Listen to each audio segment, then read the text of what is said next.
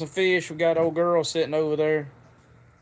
Danielle, she's got her iPad or tablet or whatever that thing is out. She's getting ready to read the comments. Sorry, folks, we made a Where'd you put it post. on there? Huh? Hey, We, picture. we made a post that we were going live after lunch. Well, it's after lunch. We had a little.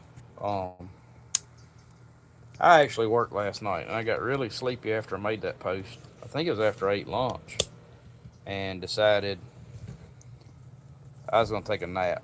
And I took a little longer nap than I thought I was going to. All right, Danielle, can you scoot over that way a little bit? Scoot over what way? I was not looking at you. This way a little bit. Still wasn't looking at you. Or maybe I can. Hang on, I got you. Never mind, I got you. I got you in there. All right, y'all can see her. She always to sit over in the corner where y'all can't see her. They always do. There she is, the star of the show. JH Outdoor Living. Hello from Arkansas. Yeah. What's going on, JH? Benjamin, he's in there early. Where you at, Mr. Bill? He's normally in the top 2 or 3. He's probably feeding the hogs or chickens right now. That's right. We got them likes going. Y'all go on and hit that like button as you're coming in. Start early. All right, girl. I'm fixing to come around there and see if I got it set up right now.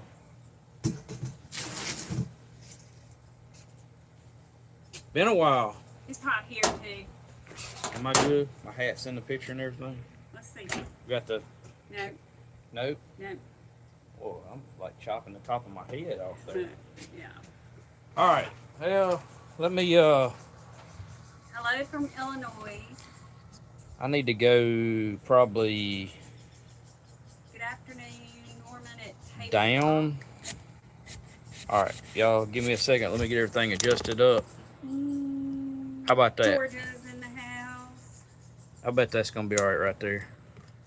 I don't want like a bunch of room Crystal above my Mountain. head. I just want to get the top of my head in there where I don't look ignorant. How about that? Is that better?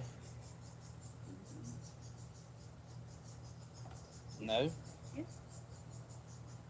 I don't have the top of my head in there. You're looking at me. Like struggling. We got a new table, y'all. We got this new table. Trying to get it set up. So, Hello from Gulf of America. Gulf of America. I like it. Long Island, New York. I know where Benjamin's from. Old New York up there. All right, maybe that works. Let's see what that did. We got a little bit of lag. We're also trying the Starlink Mini. Yeah, you're in there. We got the. So, am I kind of centered up like where I'm at? Because that's like the best spot for what I'm seeing right here. Yep, you're good. All right. Hello from South Texas. Buddy said, just get started. Just get Y'all started. just getting started. Oh, yes, yeah. we're just getting Getting started. started. I read that wrong. Sorry. I put a post that we were going live today, y'all, and sorry, I said after lunch, which it's after lunch. Like we had Milas. He needed a nap. 6 hours after lunch or 7. Yeah, Milas needed a nap. We had him, and I needed a nap because I worked last night and worked 12-hour shift and got off. Got a few ants. We actually cleaned a few fish earlier for this week's video, which I haven't edited yet. I'm behind. Hopefully I get that edited in time to get that out to y'all Sunday morning. That's where we're at on the videos. I don't know, this heat and summertime blues, it just zaps us, kind of takes the energy out of me. Nobody's got any blues around here. I've been working on tearing a house down. We've been doing that. I got all slim and trim. Y'all can tell I done lost down about 20 pounds, so it's all good. We got some catfish. Look at there. Got channel cats. Plenty of channel cats. Y'all encourage me with y'all's temperatures if you're not in the hundreds. Well, we're in the 3-digit temperatures around this place, I think. It's miserable. I ain't gonna lie. We got a few channel cats. Been running some wire nets. Yeah. Tip of the day. Y'all gonna do much channel cat fishing? Get y'all some of these right here, those crab getters. Cause you can grab them things without getting them stickers stuck in you. A whole lot's easier.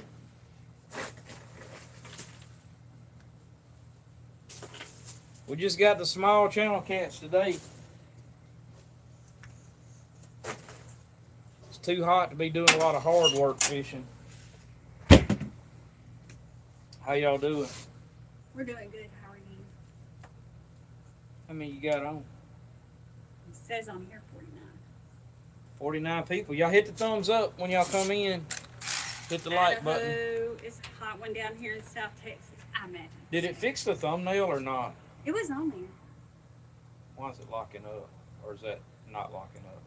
because I'm not on the mini Wi-Fi. Alright, well y'all let me know. What I'm trying to figure out is the stream going good? Is it Y'all let us know. He's gonna be so paranoid. we're trying something new. We're trying a new internet. Well, got not the- really a new internet. We got our mini hooked up here. Normally we have it at the river, but we wanted to do it here and see if it works. So y'all let us know because mine's hooked up to the regular internet. I got more So bars. everything looks good. Everything looks good. It's not like lagging or anything. Y'all let us know. I mean, it always lags. The lives do like a second or two, but Don't look at mine because I'm on. you're pausing it. Okay. Are you stopping it? No, I'm just gonna have to get off of this one. So I'm trying to find out before we get too far. Is it They're good. Streaming They're good. Yes. okay? Trying to make We sure already discussed we test running. We have not went live on this Starlink Mini. We got it about 2 months ago, and we just kind of been testing it out. We hadn't done a whole lot with it. And I might have put these. I might have put these fish. Y'all can't even see what I'm doing. I'll probably block everything with these fish.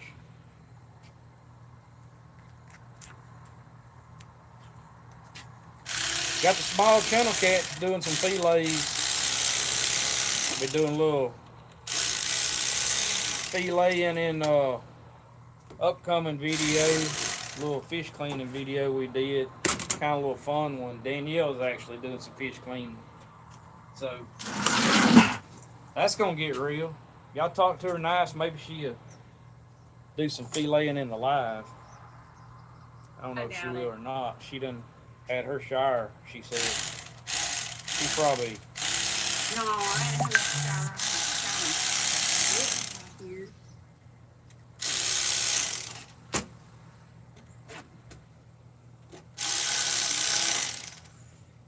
What y'all got? I know y'all got some questions. We ain't been live in a couple weeks.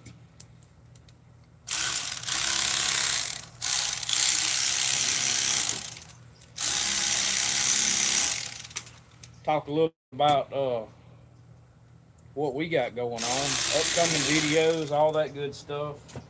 Sorry, I'm practicing for that 100K. That's- I reminded him of that. That's what she's doing. I ain't gonna lie, she actually beat me in the fish cleaning challenge. We videoed for a little bonus video, so that's kind of embarrassing.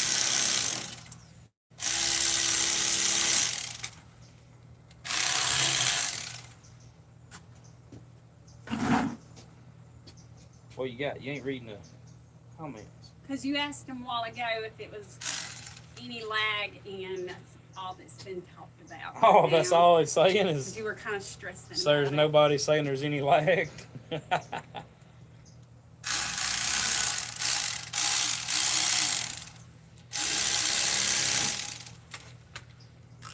Yeah, I told Bradley I would clean fish. When we get to 100K, I'll start cleaning fish. We're gonna regret that moment. I wish she'd clean all of them. All I had to do is catch them and eat them. That'd be great. We'll go live. Me cleaning fish, and he can read questions. And answer. How much peanut oil do you go through a year? How many freezers do y'all have? 1, 2, 3, 4. We got 4 freezers. One, two, three, 4. 4, 5. We got 5 freezers. Counting the icebox freezer. That's not. That's a lot of stuff in there. Yeah, junk. We got 4. Popsicles, ice cream. We got 4 ice full-blown gels, freezers. Ice packs. So 1, 2, 3, 4 with. But they're not all full of. I mean, yeah, we keep like Food. stocked up on the shrimp and stuff from the shrimping videos, the deer meat, the wild pork sausage, elk if we're lucky enough to kill one. She's faster because she doesn't talk through every cut. Who was that? Mark. I believe that. Mark who? What's your prep on catfish? Here, blue catfish are favored. Eating or? Riley likes salmon I like these right here. That's why we I was just thinking today, y'all hadn't been live in a while. That's what I told Bradley. But that's probably going to change before too long. We might try to go live, Oops, but I it'll dropped be the a little feed bit. We've been discussing a few things this week. Oh, we've been kind of busy. We got this old house that we're tearing down, We're going to have neighbors. getting ready for my daughter to move, and son-in-law to move their trailer, move their house where an old house is on our property. So we've been tearing it down. So about 2 or 3 mornings a week, I've been working on that. And I'm gonna be honest with y'all, we had a.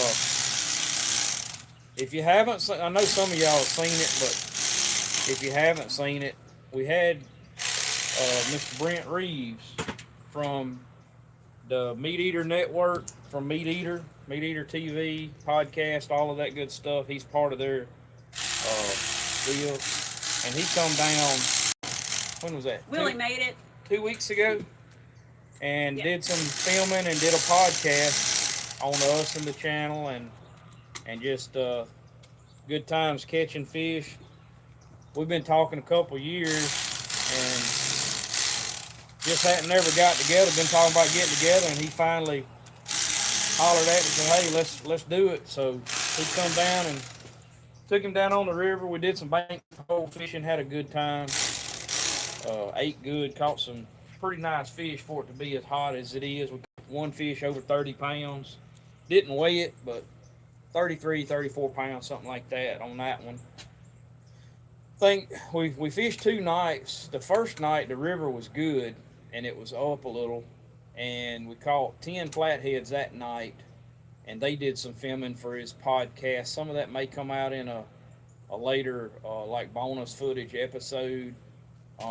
But basically the filming he did was to back up his podcast, and he released his podcast this morning actually. So if you haven't listened to it or watched it, whatever you want to call it, you can go to YouTube and This Country Life, and this is his latest episode. I think it's 400 and maybe it's 480 something. It's the last episode. It dropped this morning. So you can click play on there, and it'll you're listening to his actual podcast, but the film on there isn't the video. That's just footage from what we did, and it'll be kind of backing up the podcast as he goes through it. Or you can go on Spotify or wherever. I'm not real knowledgeable on the podcast stuff, but you can go on podcasts in the podcast world if that's your thing, or you listen to it, and check out This Country Life. Y'all be sure to check him out. He does a really great podcast. I do listen to some, but I just go to YouTube and click the videos and play them is what I do. And you don't have to watch it. You can actually just listen to it or whatever. But that's, he did have some pretty cool clips that were part of the video that he put in that podcast. They put in there, and it's pretty neat. Actually, some of the footage was pretty good. So, okay, back to the peanut oil. We use peanut oil. Our cooker takes how much? Our cooker takes, our 4? regular Cajun cooker here at the house, big cooker takes, it takes 4 gallons. If we use that cooker a lot, we change that out twice a year, about every 5 to 6 months. Since Danielle got sick back in March with this Crohn's flare, we've done a lot less fried food because a lot of times we're cooking for her, and we've been working on ways to cook fish that's a little more healthy besides fried all the time. So we're actually using less this year I actually than we turned, normally do. We filled Yeah. it up maybe January or February or something, and we Something still like that. haven't changed it out and I yet. cooked in it today for them. Because that style cooker has a V in the bottom of it. The burner's like in the middle, so all the sediments from the cornmeal and stuff go down in the bottom of that V. And every couple months or whatever, you can drain the oil out, clean that stuff out of there, and put the oil back in it. You use the same oil over and over and over again. You don't do it after, in that style cooker, you don't drain the oil after every cooking. That'd be kind of crazy because you can cook 4, 5, 6 times in that cooker before you ever change it, and all you're doing is cleaning the cornmeal and stuff because it doesn't burn. It's down below the fire, and that style cooker, the only oil that heats up is the oil from the burner tube up, from the flame tube up.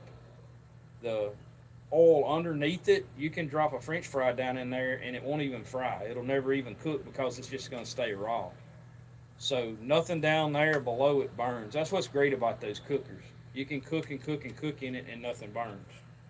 Eventually, if you go to using a bunch of flour's fine enough. That's why we don't fry like deer steak and shrimp and stuff in that cooker. If you use flour, that flour will kind of set up higher in the oil and won't fall like the more coarse cornmeal will. And that flour will, after several cookings, go to burning your grease a little bit, and you'll just have to change your grease out. So I'm not saying don't use flour in them. I'm saying if you do, you're going to buy really expensive peanut oil a whole lot sooner. Now that said, we use a little peanut oil now at the river at our camp, just in a That's what I pot. was thinking. So maybe like 9 gallons. You know, 10 a year. we'll probably end up using 2 or 3 gallons a year down there and at the hunting club. So we'll go through 10 or 12 gallons of peanut oil a year on normally, but this year it's not going to be that much. We cut way back. We're actually using like butter and olive oil and stuff a lot more to kind of saute and sear fish, and we're cooking as soon as it starts cooling back down. We're going to be cooking this fish chowder and coubillon and different these other dishes with fish in them that we really like. I'm big time on this new chowder. We did that one video, didn't we? And the fish and grits, that's two That's fantastic one of my favorites. meals. The fish and grits, we actually cooked for Brent. I cooked it for Brent and his cameraman when they come week before last. And they thought it was fantastic. It was fantastic, I ain't gonna lie. But those are recipes that y'all see us do on the channel that if you ain't never tried them, you better try them because you're missing out if you ain't. They're just fantastic. So, I saw a comment in there. Is small catfish really taste better than the big ones? That all Absolutely. depends on too. The big ones, if you know how to clean them. Well, right. I'm gonna say they're still better tasting. Yeah. And the reason, part of the reason, is simply they ain't lived as long. Fish, It's like a small deer compared to a grown deer. catfish are kindly, well, One it's a do little you different, prefer? but catfish, channel cats are primarily like bottom feeders. They're scavengers. So the red lines and the impurities and stuff in the meat, if they have any, which a lot of people claim they do. So table, it's not hot. Just make sure that's not hot before I put my meat on it. The older the fish is, the more of that it's going to have in it. So the smaller the fish is, the younger it is, just the better tasting fish it's going to be. These fish right here are fantastic. But I'm going to tell you, a lot of people are like, man, I can't believe you keep those small fish. Well, if you're not going to keep this size fish in Lake D'Arbonne here in North Louisiana, you just better not even target channel cats, because I don't care what method you use, whether it be a trot line, a pole, pool noodles, wire nets, slack traps, this is just what you're gonna catch. You're gonna catch just piles of these smaller ones. And I don't know, we probably ended up with some like that's a male and he's jacked up like. Paul said, what a shocker, y'all got another pile of fish to clean. Don't worry, Paul, we left you some out there to catch them.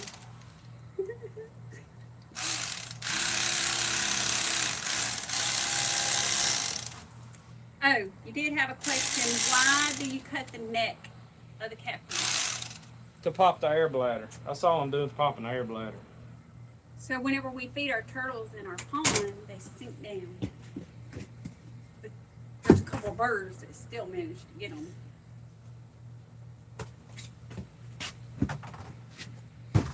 All right, we got to get some more fish up here. Yeah, we're just popping our air bladder.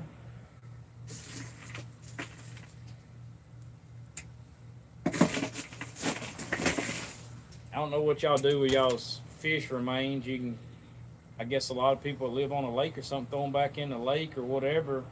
You can bury them, dig a hole and bury them. I guess if you got a pond, you can throw them back in your pond. So, like if we put them in our pond, I don't want them floating around in my pond. So, we don't live on the lake, so we're not going to put them back in the lake. Well, I do see a lot of people that live on the lake, and if I lived there, I'd have it too, like me, a skinning table, you know, where you just skin your fish. Like if you go to the state park, they got like this grinder or this, sometimes the grinder don't work and they just got a pipe and you fillet your fish or clean them, whatever, and put your remains down that pipe with the water going down it, it just shoots back out into the lake. So to me, if you do this, if you're going to be at the lake cleaning fish and you do that, if you don't pop that air bladder, all those fish are going to float. Right? If the turtles don't hurry up and eat them. And that's just a poor look. Like, I don't want dead fish floating all around the lake or up next to somebody's yard or house. You're just better off to hit that air bladder, pop it, and then when it hits the water, it sinks, and all the turtles have a field day. Like, that's where they're at anyways, on bottom, so they ain't even got to come up and get the fish no more. That's what they like. Put it down there in their neighborhood. What breading do we use? Cornmeal mix. Cornmeal mix. Now we have used sour cream and flour before. Oh, that's so good. Primarily cornmeal, yellow cornmeal mix. Yeah. That's our go-to breading. You'll see us season it up in the videos. Actually filmed a little bit of this cleaning and cooking, and that's what we had some of these fillets right here for lunch. Danielle, until she gets over this flare up that she's in right now, she won't be eating no fried. So y'all see, you know, if we're cooking in the videos, she's gonna be searing her some. She'll still eat fish, but she can't have pepper on it, and she can't eat it fried. It's got to be like cooked in a skillet or grilled or what, in a soup or something. I mean, some of that kind of stuff. Just lightly seasoned. Very bland. So that's why, you know, if you got any questions about what we're doing and why we're cooking separate and stuff like that, that's why. That's just part of it, part of life at this point. Nothing we can do about that. She loves the fried food. She'd love to be eating it, but it don't agree with her too good. Do you have a problem with mercury in fish in your area? I don't see no mercury. Y'all see any mercury? Probably not right here. I don't know. Y'all see any mercury in that? I don't see no mercury in it. I mean, look, that's a question we've gotten before. You know, they say years ago they sampled fish or whatever and have mercury in the ones in the river and stuff like that, and don't eat, like pregnant women and kids shouldn't eat the fish, and or it's a limit. You like don't eat over 2 pounds a month or whatever the limit is. I can't vouch for that. And what I'm gonna say is, you know, our other thing is what kind of fish carries more mercury and stuff. You know, you would think your bottom feeders, your buffalo and catfish, stuff like that. If the mercury's in the water or bottom, they're gonna suck up more of it. And I'm gonna tell y'all, our elders, our grandfathers and great grandfathers lived on the river and fished their whole lives, commercial fish and stuff like that. They were river rats, and they eat fish 2 or 3 times a week, probably more than we do. And most of those fellas and ladies live to be over 80, 85, 90 years old, 95, some of them, in my family.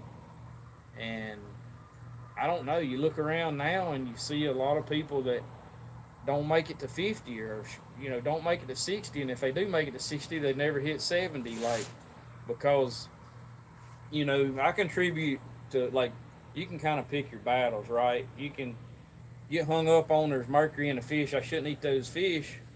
Or you can go to the local fast food joint and get who knows what. And it's something I can tell y'all, like, and as you get older, you experience this stuff. It's not just me, it's not just Danielle with these old age ailments we got in our 40s already. Speak for yourself. But well, hers, like, there's nothing you can do about Crohn's disease. It's hereditary. You're born with it. Like, that's nothing that she ate or did to cause that. That's just Who's there? It's there. It hit her at 32 years old, I think. Never knew she had it till 32. Her mom had it, and I didn't. I never even knew her mom had it until Danielle come down with it. And at that point, your mom had already passed away, right? Mm-hmm. So yeah, and I knew a lot about my mom's condition. Danielle knew it, but she didn't really I already knew talk to her about it a lot. Like, it wasn't nothing they talked about, so Yeah. Danielle didn't know how to deal with it. Because I was raised with it. I mean, But you didn't know how to deal with it. You didn't really know what to do at that Because point. times have changed so much from what my mom had to go through with it. Medicines have And changed. medicine. Back then, in those days, they were quick about doing surgeries. Surgery, yeah. So Now they're trying to medicate, get rid of the inflammation. There's different meds. Yeah. And I'm gonna tell y'all, if y'all a doctor or work in a doctor's office or something, y'all heard these doctors up. This is pitiful because, they did some tests on Danielle like this week and said she's no better than she was when she come out of the hospital 3 months ago, and she's still losing weight. That's uncontrollable. So they're pretty slow about adjusting meds and, okay, well, we need to hurry up and get you back in. They don't never get in a hurry about nothing. So whether it's the system, the insurance system, the amount of people that's in the hospitals now, I don't really know. I'm sure all of that contributes to it.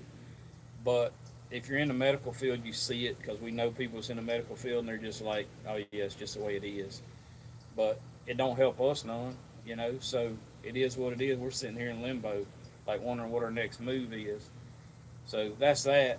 But anyways, enough about that. But what I was meant to say was the fast food, we're quick to, and the younger generation's bad about it. Miles had saved his mama some big fillets. Oh yeah? Yeah. But like, we'll see, like, the younger generation, the 20-year-olds now to 30s are hitting fast food every day. And I can tell y'all, after I got my gallbladder taken out a few years ago, 3 years ago now, I can eat food at the house, fried, and I'm fine. But if I go to any fast food joint and eat food, my stomach's fixing to turn, like, pretty quick. So that tells me right there that those oils and stuff that they're cooking in are a lot different. Probably not as good for us because our body's trying to reject that stuff. Possibly why I had my gallbladder taken out. Well, I'm going to say this. There's some Cajun blends that are high in sodium. That's probably why my gallbladder got taken out, because we probably used way too much of that stuff. And that's another reason we started actually blending our own seasoning and kind of playing with some of that, that we talked about in some other videos or lives or whatever, about maybe possibly one day coming up with a seasoning brand and stuff like that. Is we looked at basically what seasoning we could blend up that Danielle can eat that doesn't have any pepper in it, and we do have one of those mixed up now that she's eating and testing and trying, and it seems to be doing okay. And then and it's really good. And then we got like a Cajun blend with less sodium that we've worked on and still are working on. And that's what we cooked with today. We cooked with our seasoning that I blended up. But have no idea if that'll ever materialize or hit the market or anything else. How many people we got on? 104. Y'all- On mine it shows that. Yeah, we hadn't done a live in a while. We hadn't been regular, so, and it's a Friday night. People are going out to eat stuff. It's not our normal lives or like a lot of times on Sunday evening. So I figured like we'd probably do good if 100 people got on here. A lot of people come back and watch later, listen to us shoot the bull and talk. We got hunting season coming up. We're getting ready for that. We already, Thank goodness. huh? I said, thank goodness. Hopefully, cooler weather comes with it. We're already after the hogs again. We're back on them. If y'all didn't see it or listen to it, be sure to check out Brent Reed's podcast on Meat Eater, This Country Life. It was an episode about us. Y'all be sure to check that out. Also, if you hadn't seen it yet, be sure to watch today's video. We dropped a bonus video today at, I think it's 5 o'clock. It's kind of sort of review, but it's really not. It's part of what we do. We do have, from time to time, we get contacted by people with products, and you know, they can use these YouTube channels to get on the market, and that's kind of what happened. That said, we're using products. The only thing that we ever take is something we can actually implement into our content. And we do a lot of hog hunting, a lot of hog trapping. A lot of times when we're trapping the hogs, we'll have an old trouble boar that just won't act right. He won't come in. He's trap shy. He's seen a gate drop or something happens. We miss him. Or a sow that's just too smart. She won't let the sounder come in. And part of our land management, deer management, and conservation is taking out these nuisance wild feral hogs because they tear up everything. I'll tell you a story about that in just a minute and some hogs that we're working on. But we did get contacted a couple times by companies that were coming out with thermal optics, and we did a deal with one of those companies, and that's what today's video was kind of an introduction to that product and the benefits of using it and the advantages of it over other things. And I talk a little bit about the hog trapping and all in that video. So I tried to make it a pretty cool, interesting, kind of educational video about wild hogs, the damage they do, and what you can do with this stuff. So I know hunting's not everybody's thing, but we are a hunting and fishing channel, and hunting's going to be like part of our channel. We're going to try to make it as least painful for everybody as possible. I know there's a lot of people that enjoy the hunting parts, and there's people that just want to see the fishing or us hanging out. But hunting's part of our life. It's always been, and it's always probably going to be. That's just, I grew up doing that, and that's how we actually provide a lot of our meat in the freezer and a lot of the food we eat. It doesn't come out of the grocery store so much. It's just like this fish. We eat leaner deer and wild pork and elk and things, squirrel and rabbit and duck, and I don't know what to say. That's just part of what we do, right? I don't know how to say it, but the channel, we do see it kind of falls off a little bit in the winter time. Starting about this time of the year, spring is really hot for us with the fishing content, because and I understand it, because for 48 years I've been the same way, right? I go and I do maximize my fishing time from about January through July, and then we go this time of the year, it gets hot, people aren't going outside, they're not fishing, they're not searching how to clean a catfish, or they're not searching how to catch a catfish because it's just too hot to go out and do it. Our thing is like, in this time of the year, what content do? We still fish a little. We always have in the summertime. They say that's because your subs are hunting. Huh? The reason why it dips down is because the subs are hunting. Well, that is a lot of it. And that's what I was going to touch on. Like, it's a lot of our subs are people that hunt and they're in the woods and they don't have a phone signal, so they're not watching on their phones. But you know, you can't use our phones for an excuse for our views falling off, because only about 8 to 10% of our views actually are done on a cell phone. we get to see all those numbers, and like 70-80% of the viewers actually watch on their TVs. But yes, there's people out hunting, things like that. But I mean, time changed, so the it gets dark sooner, so people are in quicker. But I do get it. Like, we're out hunting, and it's harder for us to film hunting content. It's hard for us to edit and all of that. That's one reason we got the Starlink Mini. Is so now when we're at camp, hopefully we can take it with us. I'll have internet access to be able to upload my videos and stuff at camp. Y'all just don't know. Like, the Danielle can tell y'all, there's a lot of times she goes to bed by herself because I'm up the road where there's a better phone signal or something, sitting in my truck with the air conditioning going or heater going, trying to get a video to upload for 2 or 3 hours till it uploads, just so I can get the video dropped on a Sunday morning. So that's a struggle, and that's something, that's part of what we've done with the channel, is try to gradually make things better and easier for us to film this content, edit it, get it back out to y'all. And hopefully, we're actually testing right now this Starlink Mini, and if y'all tell us, appreciate y'all's feedback, y'all let us know if it glitches at all. Like, I want to know, is this the way to go? Because if this works here, we can take this to the river, the lake, down south when we go shrimping, possibly go live in the boat doing some things. That's kind of what we're doing, is running a test run on the live to see if we can go live more. Take this Starlink Mini, which is basically a mobile Starlink. If you don't know or haven't heard of it, it runs off the same Starlink satellites. It's just a smaller version, and it's a mobile unit for like RVs and camping and basically the stuff that we do all the time on the road, filming and stuff. But you know, if we can go shrimping, film a shrimping episode for next week, and we're down there 2 or 3 days, and we can go live and sit and talk to y'all while we're in the boat shrimping, how cool would that be, right? So that's kind of some of the stuff we've been working on behind the scenes. We were almost going to do that the last time we were down there, but it was me and you, and we were trying to record.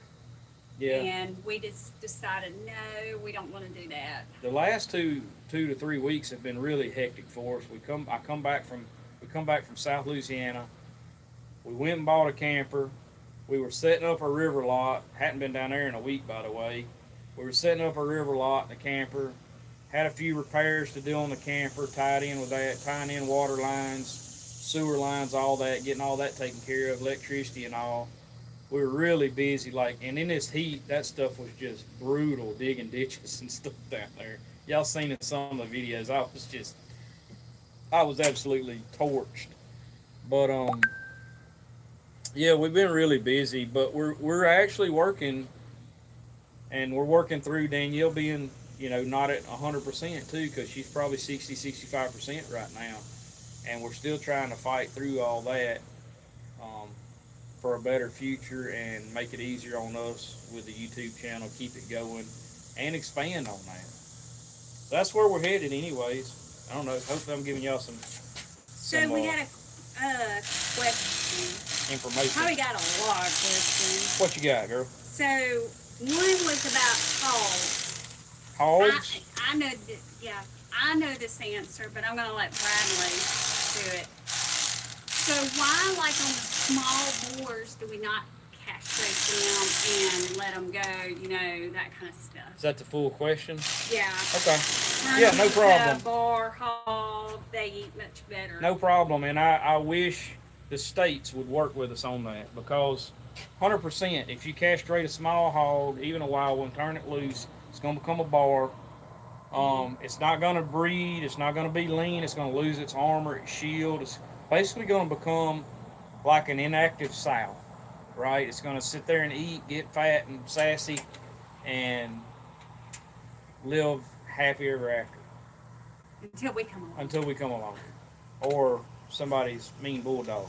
But anyways, 100%, I'm not necessarily against that. I am against what was actually happening with hog hunters, where they were catching them and releasing them in areas where there wasn't hogs, right? And everybody knew this was happening. Used to, when I was a kid, we'd go to the sale barn, there's a bunch of wild hogs. There's domestic hogs, but there's wild ones too, right? People would go and catch them, bring them to the sale barn and sell them. Well, you would have people actually buy those hogs for little or nothing, take them to their hunting club and turn them loose just so they would have wild hogs.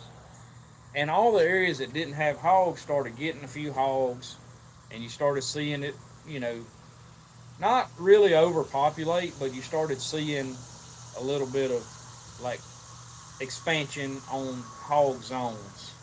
So the states, Arkansas and Louisiana, made it illegal to transport wild hogs. You could no longer catch them. They put in laws where you could not catch them and transport them and turn them loose. All right. In my opinion, this is my opinion. What has happened because of that is, yeah, you still had people doing it. It was going on. They were just doing it under the radar, right? But the other thing that has happened is because you can't no longer catch those hogs and sell them at the sale barn and generate a little revenue, a lot of people actually quit hunting them and trapping them and catching them. Okay, so if, in my opinion, and this is something I'm probably going to push for in the future, I don't know who I'm going to have to talk to, get with, and talk about this, but we trap enough that I consider us like somebody to listen to on this kind of stuff. In my opinion, I think if you create a market for wild hogs, you fix the hog problem altogether.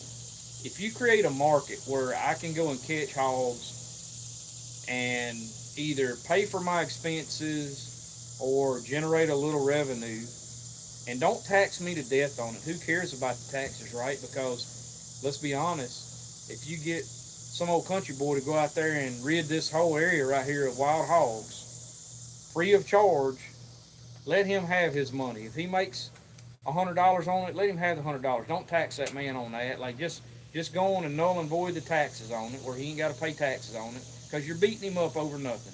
You know, you're gonna make him pay income tax on the bull. That's ignorant. Consider it something else. Put it in its own category. Getting rid of nuisance. Let him do what he wants. Cash, money, whatever. Who cares? If you would do that, create a market, allow them to transport as long as they have a permit, and go by a certain guideline. Like, you can't take them and release them. You can take them, keep them in captivity, feed them out, sell them. You can't release them. Feed them out to process for meat. If you would do it like that, like Texas is doing, they can release them only in like preserves and stuff. So Texas is doing it right. So actually, my diesel truck that I have, y'all seen some of the videos. I bought that from a guy that had like a 300-acre high fence ranch that he was running for hog hunts and exotics and stuff. And he had hog trappers coming constantly, bringing him wild hogs. So there you go. That's that's an answer to part of the fix. There's people that'll go out and catch them hogs and bring to you. These trappers, they're generating a little revenue, not a lot, but a little bit. And to me, I think a lot of your problem would go away, especially in these states that have a pretty heavy population, but they're not quite as bad as Texas yet.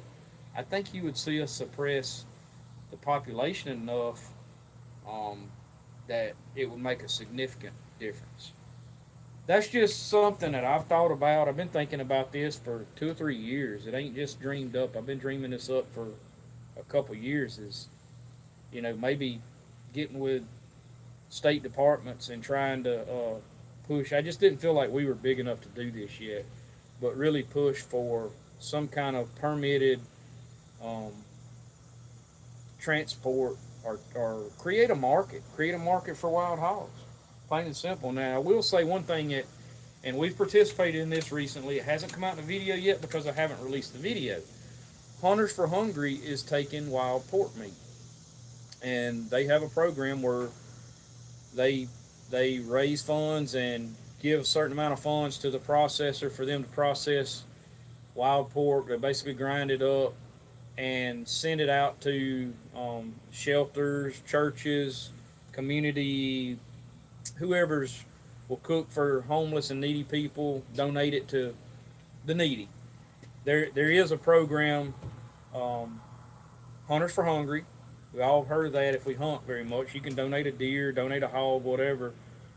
But they are starting to get a pretty big push on trapping these wild hogs, and we did participate in that program here locally. That'll come out in a video pretty soon. I was waiting a little bit closer to hunting season to actually release that video. But yes, we did participate in that program. I think it's a great thing. That's the kind of thing I want to see advocated for. But our problem is this, right? Because if we're trapping over here 100 miles or 150 miles and it's hot, and like right now it's hot summer, these hogs are poor. Wouldn't it be better if I could transport them to a pen somewhere? If you had to monitor them, or I had to report, hey, I've got 20 hogs that I've caught in a trap, I'm going to transport them to my feed lot, I'm going to feed them out. I wouldn't have a problem doing that to the Wildlife and Fisheries or whoever I need to report it to, Ag Center or whoever. Right now, we've got hogs here anyways. What difference would it matter if one broke free? I'm not going to release them on purpose, but let's just say one tore the fence up and got out. It's not going to hurt anything because they're in our backyard anyways. But if I move them here, worm them, feed them out, and donate them or take them to the sale barn and sell them, somebody buys them at a cut rate from what you're getting pork and stuff on in the store, give people another option, a leaner pork maybe even. How could that be a bad thing? It's kind of like the predator control permit Arkansas did. We really need that in Louisiana. We're sitting here talking about ducks in Missouri getting fed corn to keep them from coming down here, and we're not stopping predators from robbing wood duck nests here in Louisiana because there's no predator control. Nobody traps anymore. You don't have a lot of trappers and stuff. There's no incentive to. The fur market has been coming back a little bit the last couple of years, which is a great thing. But the predator control permit ain't about that. It's about just taking out the predators. You actually can't, if you do that in Arkansas and utilize that permit, which we do every year, you can't sell those furs. So that's just about predator control. I wish Louisiana would do that, follow suit on that. That's something Arkansas did that we are very thankful for. I think in the video today, you would see that we released, I may have cut a lot of that footage out, but we were trying to kill a wild hog at a feed station, and there's, I think one time I counted 12 raccoons on this feed station. Are they hurting anything right now? They're just hurting a corn bit right now. But if you quit feeding them, they're going to go eat something. So turkey nests in this area, we just don't see a lot of turkeys. At one time they'd come back pretty hard in here. Now we're just not seeing a lot of turkeys. Well, this time of the year, it's out of trapping season. I can legally coon hunt, but I've got to go with a dog and all of that to take a raccoon out. But if I do that, it's not real good for them to eat right now because it's hot summertime. They're not fat or whatever. Furs are no good right now. They're overpopulated. That's obvious. And we can't take them out legally without a dog. Well, I'm not going out there and I have a tree dog. I'm not taking my dog out there in these temperatures getting her snake bit. It's just not going to happen. But with the predator control permit like they have in Arkansas, you could go in there and take them out. And that's why I think it's a great thing. When you're doing this hog trapping and stuff like that, they pile in on these feed stations. And man, what an opportunity that we're just passing up on as a state. When you talk about, the turkey population's declining. We don't have quail anymore. It's the fire ants. Well, it might have been some fire ants, but it was the raccoons and the nest robbers, the skunks and stuff too. We all know that. And then on top of that, don't get me started on all you got the bears and coyotes and bobcats and all that that's going to wipe them out too. So, man, I just wish Louisiana would get on board with the predator control permit. They're always looking for the department commission's always looking for I know Paul's probably like chomping at the bits right now. He's probably saying something. Appreciate it, Paul. They're always looking for a new program to generate some revenue, government funds, tax money, our tax dollars to come in on when if they really wanted to do some good on conservation, they could just create us a way to transport these hogs legally to where they're not returned into the wild and do us something with a predator control permit where we get that just like Arkansas does in the summertime. And man, you talk about see a change in our state in the wildlife and look, these bobcats kill the fire out of these squirrels. I don't see a lot of Hoot Owl and hawks anymore like I used to. They're bad on them too. But my goodness, y'all, these bobcats, we got them on video running these squirrels 20 foot up a tree and knocking them out and catching them, and you're like, wow, I didn't even know bobcat was that fast. Like, a squirrel don't stand a chance, and that cat's going up that tree and getting him. So when you talk about rabbits and things like that, I would like to pass on to my grandson to be able to go out there and hunt and enjoy. Man, why can't we do some real conservation on this stuff? All right, I'm done. What? He finished that one. Well, not yet. Where was I at? Y'all can't wait till I start cleaning fish, so then he can just talk away. I just sit behind her and talk then. All right, should we tell them about the option for how many people we got? Hold on. So we got 123. Give that. Okay. That. Who did that? I don't know. Nick. What is that? Awesome. $20. Appreciate you, Nick. We never asked for nothing like that, but thank you. We definitely appreciate it. Y'all are awesome. Just started watching you Y'all are guys amazing. because of Brent's video on Meat Eater. Thank you. Yeah, Thank you very much. if y'all see any of our content or whatever, and it doesn't matter if y'all found us through That Louisiana Life, through Facebook, through however y'all found us, let us know.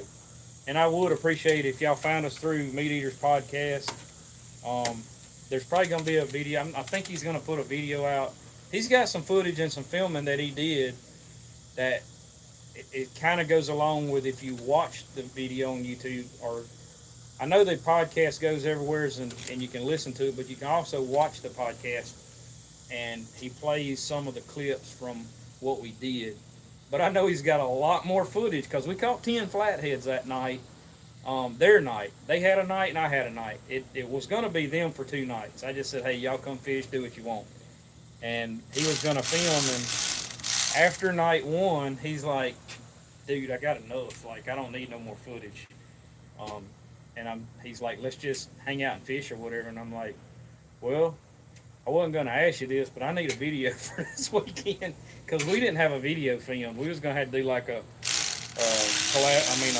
compilation type video or something. And he's like, sure, that ain't no big deal, because I didn't know if we could actually do that or just what they could do.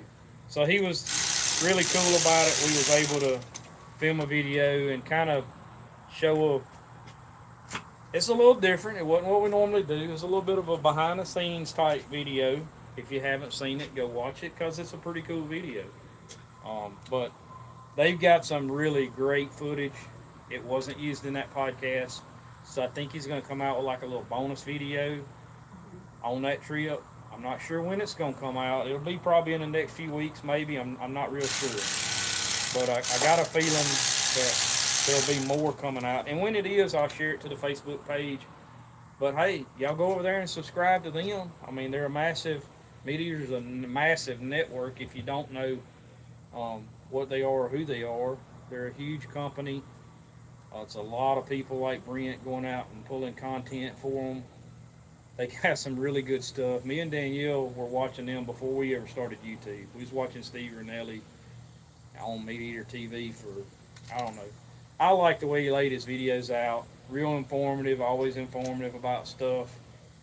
And that's something I strive for, is to be better at that kind of stuff. That's something, I was just like good at catching fish. I wasn't really good at giving the information to y'all, and that's what I'm trying to get better at is explaining stuff. And when I go through it, what she looks at, I get that look all the time, y'all.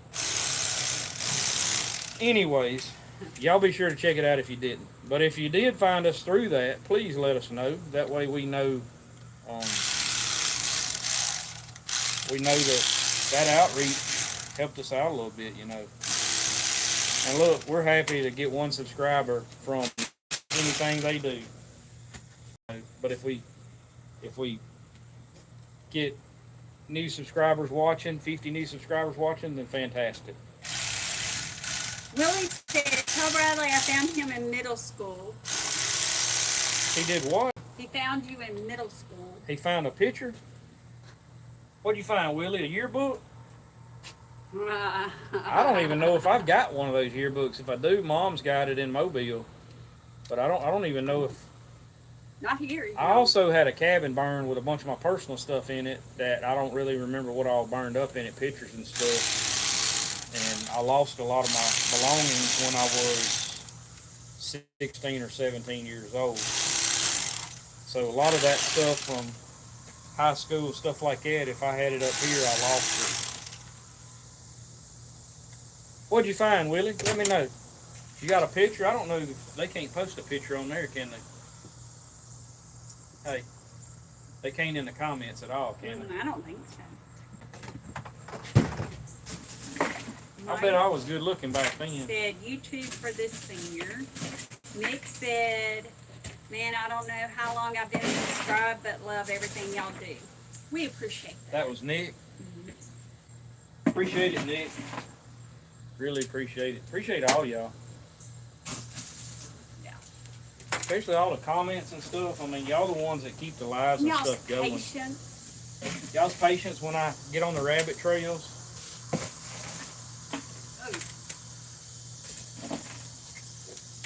Now, we do got a subject to talk about. Need some opinions on.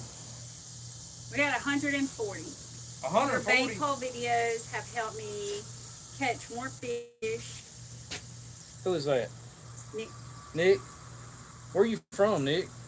And you probably East told Texas. me before. East Texas? Awesome. I'm glad. I'm happy. Man, look, I'm happy. Only thing I can tell you on the bank pole fishing and stuff, something I'm going to advocate for in the future is, you know, if y'all going to go out there and do that, don't focus on fishing 50 poles. That's something right now I'm going to be an advocate for, because there's a lot of people's going to start doing this. We've seen it probably double in popularity. And when you go to talking about thousands of people doubling and then doubling again the next year, I think that's what's going to happen with this bank pole fishing. You're going to see people drop limb line fishing, especially when they're seeing us go out there and catch 10 flatheads. But what people need to do is focus on each hook. You know, think about each specific spot. Find a place.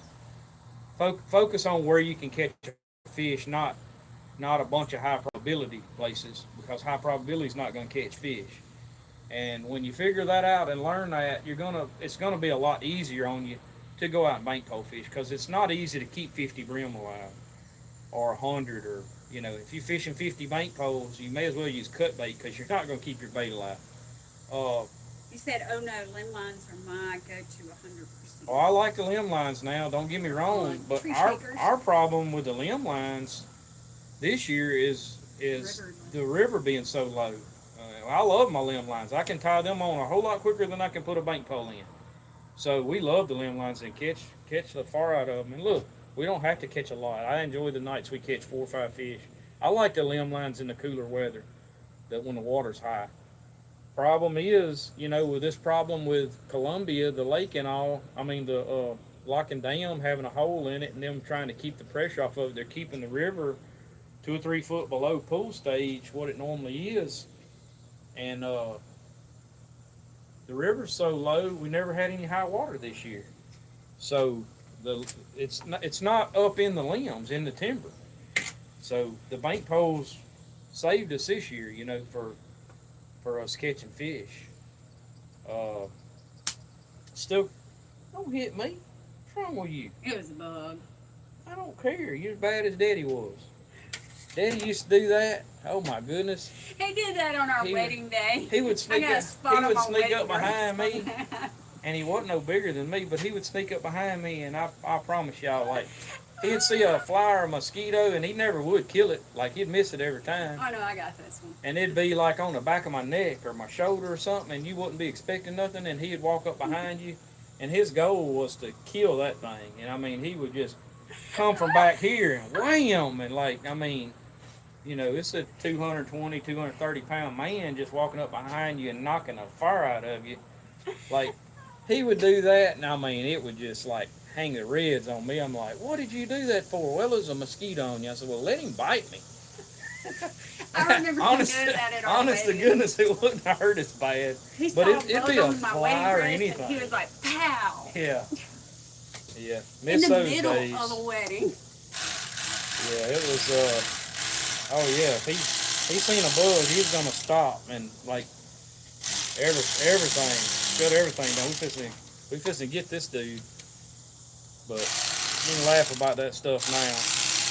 Oh yeah. I'm sure they'll laugh about me when I'm dead and gone. Riley's daddy was a preacher. All right, now down to business.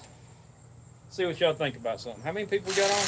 We got 146. Wait till we get to 150. 150. I need some opinions. Y'all call somebody, tell them to get on. I need some opinions on something. We got an opportunity we need to talk about. See what y'all think. See how many of y'all's gonna help us out with it. Some of you might be happy. Some of you might be too far to do anything. I don't know. We'll see. But we're gonna get y'all's opinions. We do understand, but we would definitely want to see some local support if we do this. Are you going to send any of those small catfish out whole? Not tonight. No. Would you agree that catfish order of best eating catfish is? Do what now? Okay. Would Oh, you what agree? order? Yeah. Would you agree that the catfish order of best eating catfish is flathead, channel, and blue? I agree. No. Channel, flathead, blue. That's Bradley's. This right here is number one catfish. I don't care what anybody says. But if we're doing catfish, I prefer brim. These, this size, are the number one catfish. You ain't beating them. Now look, and I'm gonna say this. A lot of people would say flathead too because they're used to eating store-bought channel cats. This ain't store-bought channel cats. This don't taste like store-bought channel cats. They're sweeter tasting. Just got a better flavor to me. So keep that in mind too. Now, when I'm saying channel cats, that's not going and buying a 15-pound case of channel cat fillets that's been fed grain for their whole life. You know, however long it takes to grow off those fish before they take them and process them. Grocery store? So we're talking wild caught fish. It would be this. Now, if we're talking grocery store ones, yes, I'd rather have a flathead. But can you get a flathead from the no, I'm saying if I had a choice between channel cats that were farm raised or wild caught flatheads, then I would say flatheads. And we're splitting hairs on this too. I'll eat this and I'll eat flathead catfish all day long. To me, I can also do more with this and cook it more ways.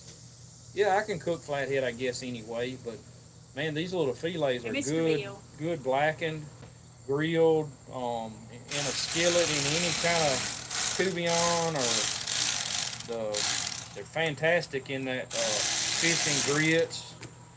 This fish chowder, who was that suggested? Was that Mr. Bill that suggested the fish chowder? Thank y'all, whoever that was. It was a couple of them that got involved. We've only made it once. Yeah, we're fixing to make it again. And Bradley's ready to make it again, and I'm like, I've been craving it, I ain't gonna lie. 200 degrees out here. Well, I was able to eat. I said this earlier in a video or something, maybe a live. I've worked overseas for several years, and in some of them swanky, get out of here. Some of them swanky hotels and stuff, they would have like 5-star dining, and we're at 151. Stop. Okay. Let me finish my story, then we'll do that. We'll be back in 10 minutes. I would do they would have things like clam chowder and stuff, and I've always loved that. Like, I mean, some legit, like, handmade, not out of the can clam chowder, but even that stuff ain't bad. But when we did this fish chowder, whoo, that was fine recipe there. Definitely gonna do that one some more, video or no video. All right, so here's the deal, y'all. Oh, Willie done logged in on his kids' YouTube on TV and watching on my phone, so I'm counting for two. Willie's got us. Thank you, Willie. You the best. All right, guys. Here's the deal. I don't know how many locals we got on. Maybe there's some locals watching. They might chime in a little better on this than anybody else. But all y'all can chime in on it. Appreciate all the comments and see what y'all think about something. We've got an opportunity, and I'm being honest, with Danielle being sick and all, I didn't really want to do it because I didn't want to drag her through something for 2 or 3 days. But they're having the Gar Rodeo and North Louisiana Sportsman's Expo coming up the end of August in 4 weeks, I think. 4 weeks from this weekend, I think, if I'm not mistaken. What? What are you laughing about? I ain't even got started on this subject yet, and you're already laughing Rain at me. Man, I don't know who that is. He Who? said he would be good at bedtime stories with all that oxygen. Who? His name on here is Rain Man. Y'all being funny now. All right, back to my story. All right, they're having the expo, and I was contacted last year by the fellow that runs the expo, and he tried to get us to come last year, and we were interested in doing it. He wanted us to come and hang out, set up. He offered us a booth to come and do our thing, just hang out, do a meet and greet, whatever we want to do, sell merch, whatever. I'm not big on selling merch. We provide the merch because y'all asked for it. I'm about promoting the channel, so that's what we want to do. We want to grow the channel, promote the channel, and long term create content that people come and watch. That's what we want to do, and promote the outdoors, taking kids in the outdoors, and saving their future in the outdoors, and establishing a roadmap for the younger generations to come out and do this stuff. That's what we're about.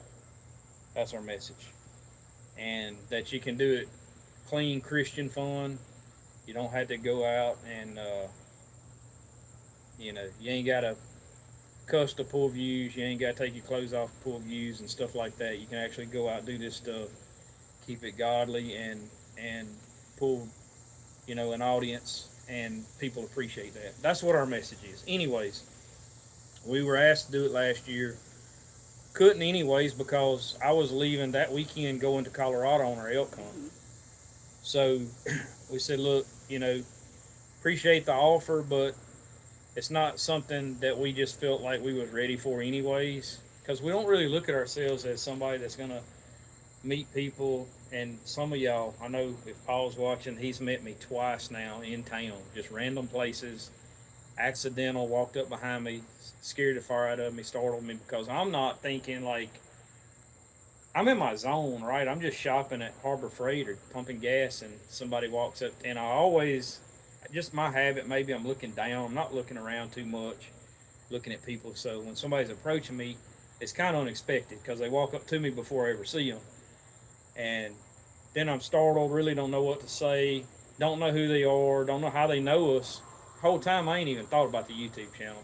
Happened the same way with Mr. Mark, his wife, in the grocery store a few weeks ago. She said something to me, I'm like, do I know this lady? Well, they know us because they're watching right now. They watch all of our lives and They're stuff. on here. And definitely appreciate them reaching out. It's not that we don't want that to happen. It's I'm not expecting it because we just are normal people that just film what we do and put it on YouTube. We don't look at ourselves as anything else but normal people. So that said, we've been contacted again by the expo, and they want us to come out and do something. And we actually I have an option to do like a booth, to set up like a meet and greet. I don't know if it'd be, if we did it, it's not going to probably be any more than that. It might be, you know, we might put a TV up with our videos playing. I honestly don't even know if I'll bring any merch or anything. Like, might bring a few hats or something like that. Might do a couple raffles, a couple giveaways to something like maybe a net or something like that. Just I don't know. I've never done anything like this. Never really been a part of it. I am for what they're doing, and they're trying to basically send the same message we're trying to send. You know, to promote the outdoors and the outdoors industry. And yes, there's going to be people there selling boats and selling products and everything else, and that is part of promoting the outdoors. But that's really not what we're about. We're about promoting the actual activity, going out and doing this stuff. And we have an opportunity to possibly do a seminar on bank pole fishing, which means if I did that, and we're live, and I'm just kind of opening up to y'all about this because it's real and this is what we do. I just want to see y'all's opinion on whether we should do this or not. Because one, I ain't never spoken in front of nobody, not over a few people, so that'd be like totally different. But in a sense, we speak to thousands of people every week, and we don't look at it that way because it's different. Like I'm saying, when I run into somebody in the grocery store, I'm not really looking at, oh, we got a YouTube channel. I'm not thinking about that. Now, I'd be fine. I would take a different approach with a seminar, but they really want us to talk about bank pole fishing, and because it's been around a long time. People have been doing it for decades, but it ain't been popular for decades. And our videos, Mr. Jeff's TikToks, primarily our videos and his TikToks have blown this thing up. Like there's already, and you got Corey and Steph up in, I think they're in North Missouri. They do a lot of TikToks. Those videos gone, you know, basically viral or whatever. I don't know how many, they pull a lot of views. Real popular on TikTok, I think, and Facebook and stuff. So between 3 or 4 channels and TikToks, like this stuff has went mega. Like there's a lot of bank pole companies on the market now. You know, everybody's selling them out of the back of their truck, and the sporting goods stores are like, man, we want in. Like a lot of the bait shops and stuff are like, man, we gotta. Who can we get? I have them ask me like, who can I get them from? You know, here locally we got the Honey Hole, West Monroe, that I stop in a good bit. We got Cooters in Farmville that I stop in a good bit. Both of them are carrying them now. So, anyways, I don't know. What do y'all think? Y'all think that I could ramble about that for 15 to 30 minutes because that's what they want? So as long as he stays on I don't know. track. Am I like shading my?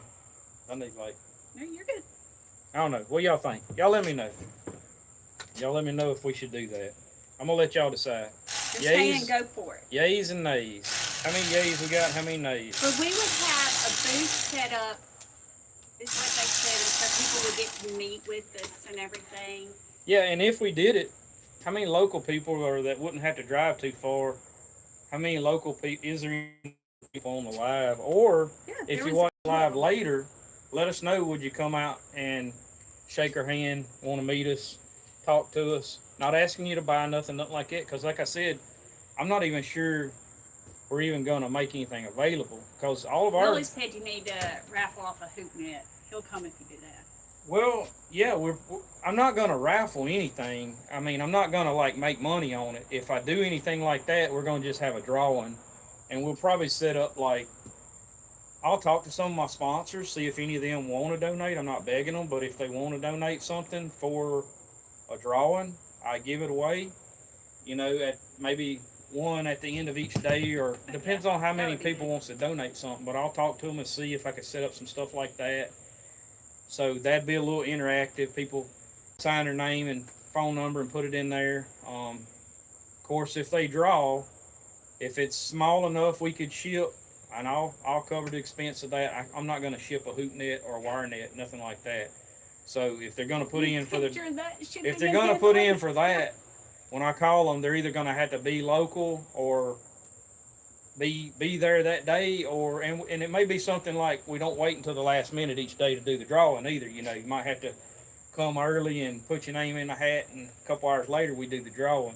So I've thought about some of that, but I think it'd be some good interaction, good for us in the channel. And if y'all think it's something, if somebody watches this video even after the live's over, if y'all think y'all would definitely come out and visit with us and meet us, whatever, let me know. We've thought about doing some stuff like that in the past. We've never really had the opportunity. Honestly, ain't never really. I'm not gonna say it's not that we ain't wanted to, but it's like it's just not nothing that really come in our path. But y'all let us know. Talking 4 weeks from this weekend. I think the dates are the 28th, 29th, and 30th. Yep. If I'm not mistaken, it's Last a Friday. weekend in August. It's a Friday afternoon. It's a Saturday and a Sunday. I don't know what time Sunday. I'm gonna have to get all this information. It is online. North Louisiana Sportsman's Expo and Gar Fishing Rodeo in West Monroe. So you can find it on Facebook. I'll have to find all the links, y'all, and maybe we can attach them in the comment section on this video, and maybe the description. I'll go back or something. Or if we decide, and I've got to let him know something tomorrow. So there you go. And been talking to him. I'll be honest with y'all. I told him I just didn't feel like we could do it at first, and then he got to dreaming up and thinking about, the seminars and wanting to actually promote the bank pole fishing and to just talk a little bit about bank pole fishing and what it was and what it has is and what it's become, and I don't know, maybe just a little educational tidbit on the bank pole fishing. A lot of people are interested in it. A lot of people want to know. So I think it's something Quite a few are saying do it. It should be fun. Mark said don't worry about the speaking to the public. You're good. Or you could come to our church and lead the singing. I'm not singing. I'm not going to do the singing. This fly is really getting on my nerves. No, not going to do the singing. I'm not going to say I wouldn't ever speak, because that possibly could come about at some time, but I don't know. This would be totally different for me if I do it, but I've got to decide tonight, so I'm going to let y'all decide.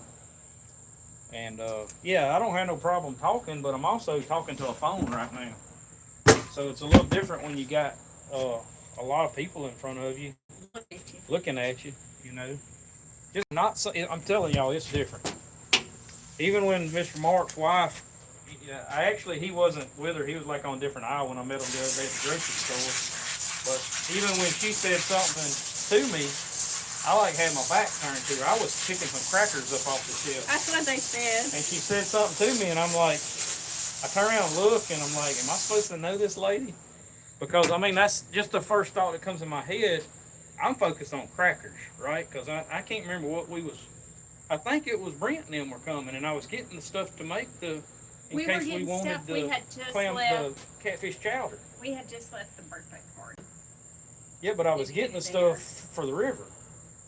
And I wanted crackers and stuff in case we did the chowder. I think is what we was doing. Or maybe it was gumbo. We was making gumbo. We needed crackers. I don't know. I was out in the car. Dylan and I were out there because he came back and he said, I made the gumbo for Brent. We ate gumbo at the river. Yeah. We made it that Saturday night and ate it at the river. So I was needing crackers. I'm focused 100%, like 99.999% of my attention is on them premium crackers right now. And she says, well, hello, Bradley, how you doing? And I'm like, I'm expecting somebody I know. Turn around, and I guess I should know, but we don't see y'all's faces. So it's like, even when they say their name, it took a second for it to click. But they've been great. They've commented on so much stuff that when she said Mark, I knew, and said his last name, I knew who they were. But I'm going to say this too. There's, I told them too, there's 10 or 15 Marks that from time to time comment. Not many as regular as they do, but it's still different for us, like putting a face on a name. And all the names on here, like right there's a screen and we see all the names just going down. All the names never have just, first and last name. They've got that and then some numbers and all that. So I don't do good with numbers and names. I can't remember that stuff. So anyways, that's where the confusion comes in. But no. Okay, so So back to the question. Yep. One, Willie said, where will it be? When? You've been to it. Let's see. It's gonna be at the West Monroe Expo Center, out by the Ike Hamilton. It's not in the Ike Hamilton. Okay. They have a huge new indoor air conditioned expo, and there's gonna be. This is a really big deal. I know. I can tell y'all right now, and I'm gonna promote it right now, anyways. They had 30-something, 20-something, or 30-something vendors last year, and the Gar Rodeo, and from people that I know that fished the Gar Rodeo. Mr. Jeff Jester bow fished it. Was a huge success. I think they won the bow fishing portion of it. There was some big gar, several gar for the rodeo caught that were over 200 pounds, or I think one or something. I know there was 190s, 200-ish size gar caught, so that's something to go and see. Yes, I'm going to be there. Don't know the whole like weigh-in times and all that kind of stuff. I know the Gar Rodeo and all is Friday night, and then weigh-in I guess is Saturday morning. I'm gonna have to find out on all that. If we're gonna do this, I'll follow and give y'all all the information. We'll go live, do a post on it, put it on our Facebook. We'll do all that to promote it. But I'm just wondering. I'm just interested in, like, out of 150 people, or probably 2,000 or 3,000 people, 4,000 or 5,000 is going to see this live. They're saying 60 vendors this year. No, I can already tell y'all, there's going to be more than that. I think he's already got 80 something right now, from what I understand. So that must be as they're updating it. That's what Miss Joyce said. Yeah, it's at least going to be 60, but I talked to him this afternoon, just a little bit ago, right before we went live. We had trouble going live this evening too. Did our picture post? It Huh? posted. That's what it said. Well, it wasn't posted on my phone, and it took us like 30, 40 minutes extra to go live trying to get the thumbnail to pop up. But anyways, I talked to him about 45 minutes to an hour before we went live, and yeah, I think it'd be a great thing to promote either way. And if I can help, that's what we're here for, is to promote the outdoors, fishing, taking kids and stuff. So I think I can muster up enough nerve to do that. I'm not sure how to speaking in front of people is going to do. I'll probably choke up, have to walk off the stage or whatever, but that's just, I don't know. That's going to be different for me, something I ain't never done. But y'all let me know what y'all think. Maybe a little They're all encouragement for it. might. How many of y'all would show up? There's been quite a few that said they would come. I mean, if we have 8 or 10 out of 150 say they're going to show up, then that means, a few people's going to show up. And no, we're not asking you to drive out of state or anything like that, but we have had people from Mississippi and Texas and different places say, man, are y'all ever going to do like a meet and greet or anything? And we just never really had the opportunity. This one's kind of getting thrown in our lap. So, and He'll be there. there's been 2 or 3 conversations about it. We haven't had one conversation. It's been several. So it's something they're trying to do. They're trying to promote the outdoors. People like us that go and do this stuff. And he sees what we're doing. He watches our channel and sees what we're doing. He's all about it. And I think that's part of just trying to pull people like that into this to make it one huge event. I'm sure it's going to be people there selling duck calls and ice chests, and I know TP Outdoors and Duck Dynasty, Duck Commander. There's going to be 2 or 3 boat dealers, probably I think Carl Malone Motorsports. So it's be, a lot of boats, a lot of new stuff to look at. Mr. Bill said that he would come if he can work it out. That's a long ways, Mr. Bill. That's a long ways. But, and never would we ask y'all to come that far. That's a long ways. But we ain't gonna tell you not to, But yeah, I mean, We'll sit down and that'd shoot blow the my bull. mind if somebody come that far. Yeah. I don't want it to be that somebody come to. I hate anybody to even come that far, but I don't want it to be that somebody comes all the way to West Monroe to see us from like several states away or something. But because, like I said, y'all gonna see us every Sunday morning, anyways. But We're the not locals, special. We're just us. the locals, yeah. If they got Friday evening, Saturday or Sunday one that they can swing by and say hello, I'm sure it'd be much appreciated because I don't want, if we do this and have like an interactive booth, I don't want to be just sitting there not talking to nobody. We'd rather people come by and stop and see us and shake our hand or whatever. Do you know Chef JP out of Louisiana? I've seen some of his stuff. Don't know him personally, no.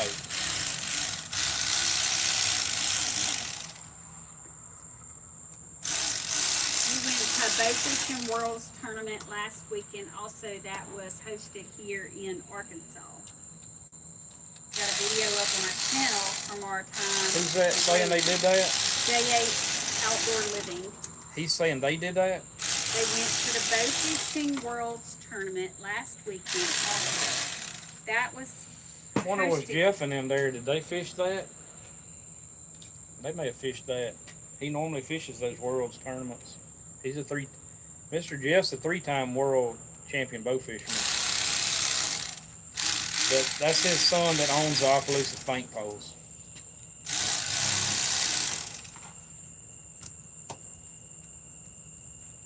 Mr. Bill said, well, Miss Judy said we will probably go. Who said that? Mr. Bill said, I like that it's a month away. It ain't no farther than driving to the other side of the state twice to buy pigs. That's a long ways from where they're in. I would love to meet and shake both of you and your wife's hand. I may go. Who said that? Fish number 2 in the last 5 minutes.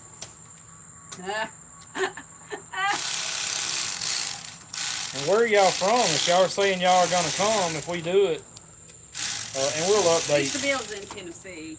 We'll update. It's not gonna be like a week or 2 from now. Y'all not gonna go. Like y'all gonna know the next few days if we're gonna do it. Like I'm gonna let y'all know. 100%. Tell Jeff they need to get some more 10-footers. I only need about 6 of them. I'm gonna tell you, that's all you need. 6 bank poles. Willie said I'm planning now. Well, it'd be nice to meet you, Willie. 6 bank poles, and I would not run out of 6 bank poles. I wouldn't run out of fish ever, probably. I mean, if nothing else, I'd put cubbait on catch Longview, blue catch. Texas, Alexandria, Jackson, Tennessee. That's people saying they would come? Yep. Oh my word. They gonna run out of places to stay in West Monroe. No. I'd like to tell y'all I got somewhere for y'all to stay, but I don't. Sorry, I can't help with that one.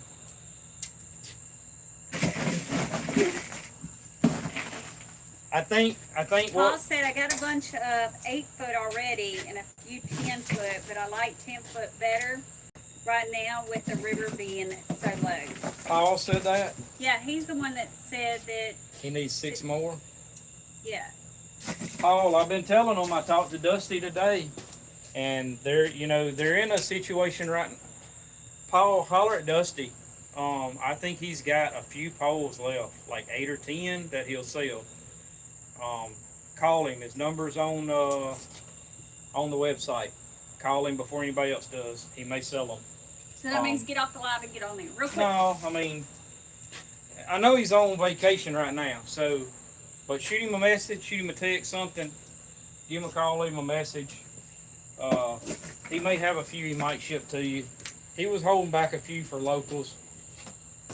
We thought about getting them to come down. I talked to him about that, but he don't have many bank poles. Not enough to bring One said down. that they would come all the way from Idaho if you would guarantee me and the wife a delicious catfish fry. A catfish fry. I can't guarantee that. If we're down there, I'm not gonna have a way. Paul said now everybody's gonna be calling. I guarantee you somebody, yeah, that's what's gonna happen there. I can't guarantee you a catfish fry. I wished I could. Man, I'd have to even check on the legalities. Like, there's people that, like K-Fred and Steel Cracker and guys like that do these kind of things and show up and Like a big old cook, pot and pasta people walk line. through and meet them and greet them, and they can grab some jambalaya, pastelaya, or fresh fried catfish. I know K-Fred does a lot of that stuff, just like at grocery stores and stuff. And I'll say this: if this thing ever gets big enough, or we get bold enough to jump out on the seasonings, and we come out with our brand of seasoning, fish fry mix, all that kind of stuff, then that's what would fall into like one of these events. We would actually be set up and try to do that. But for us to do that, I'm not prepared to do that in 4 weeks. There's no way. We're going to be doing good to have an interactive booth at this thing.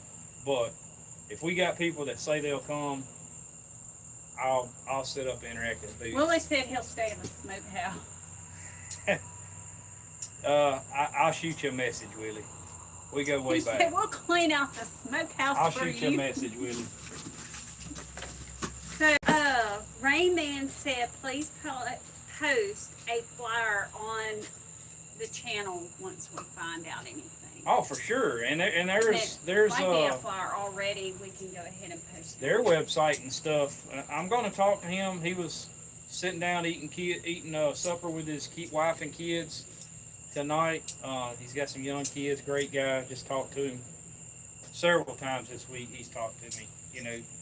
And look, and this isn't even something I'm trying to push. They reached out to me on this deal, and it's almost like Yep, Bradley sent I'm me a kind message. of honestly bashful about this kind of stuff, but that's kind of what I was wanting to fill out. Like, does this really mean enough to our viewers? If it means enough for our viewers, then Yeah, Bradley sent me a message, and I was like, yeah, we'll that do it. puts a different feeling on my chest. Then it makes me feel like we're kind of responsible to do it, or whatever.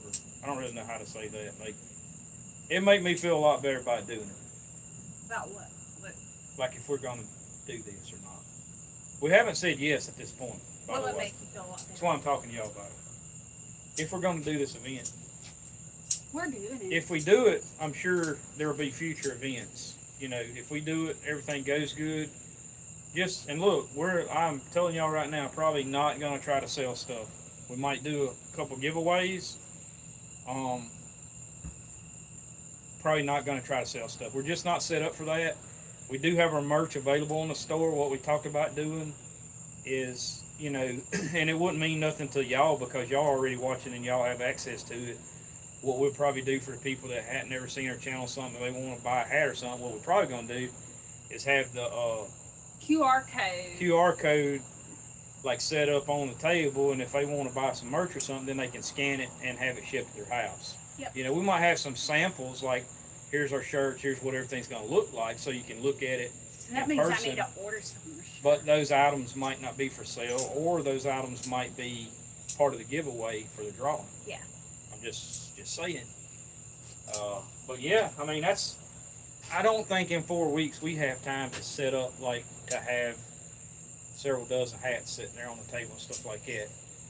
I might could get a few, but, if people message me ahead of time, I don't know. I don't even know if we could do that. Like, if people message me wanted to pick up a hat in person or something like that, or, we might throw that out there in an opportunity. I'm going to have to talk even see if I can even get those. I don't want to step out there and get several $1,000s worth of merch and be stuck with the stuff neither. We're not That was set the up to point do at that. the merch store because we're really not set up to ship stuff. They're set up over. big scale, right? Because that's scaling it. Is And what I we do want to did. thank everybody that has went to our merch store and bought stuff. We do get a little bit off the merch store if people buy stuff on there. Don't let me forget, we'll drop the link in this live in the description. I did not put it in there yet, but it's also on our YouTube channel. You go to the bio, link tree, shop, God's Country Hunting Fishing, and there you go. That's it. Yeah, it's like the first one.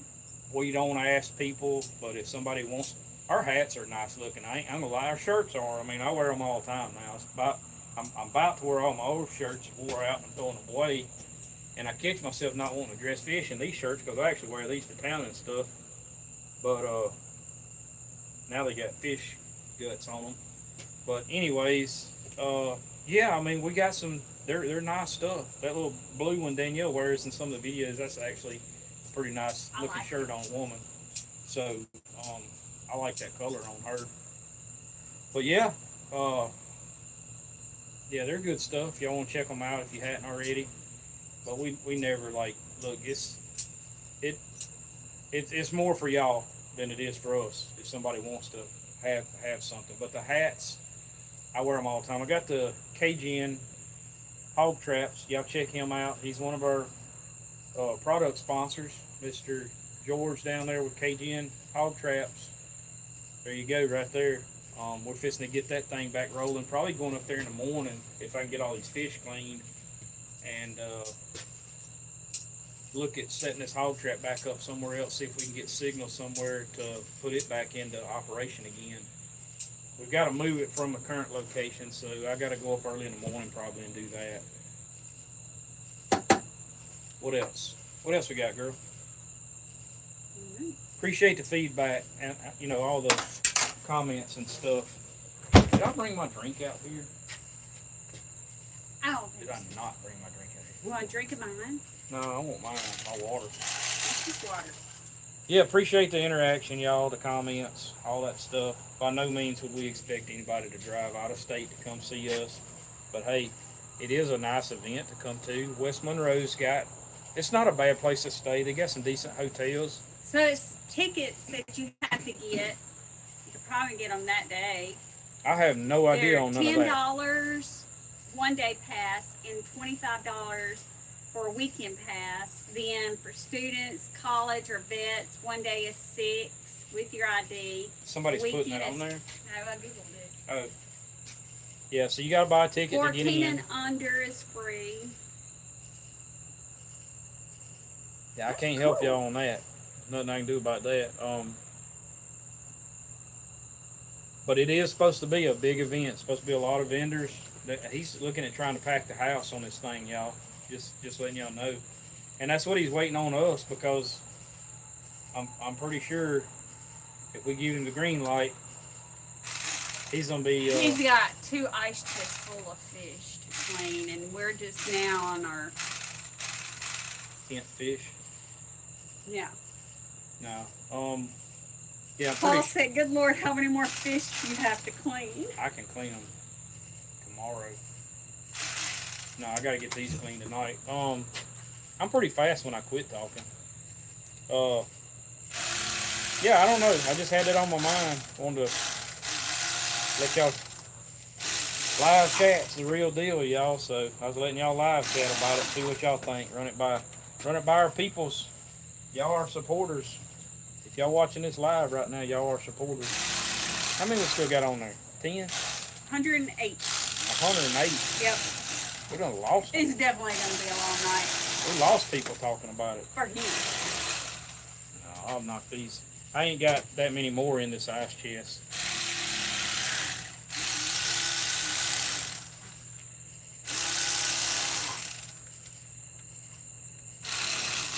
Rayman said some people are having to go to bed right now. Yeah, I probably need to be, but I work nights, so I don't know. It's probably 10 o'clock now. Y'all are giving the man a hard time. It's so much fun, though. I'm used to it. It is so fun.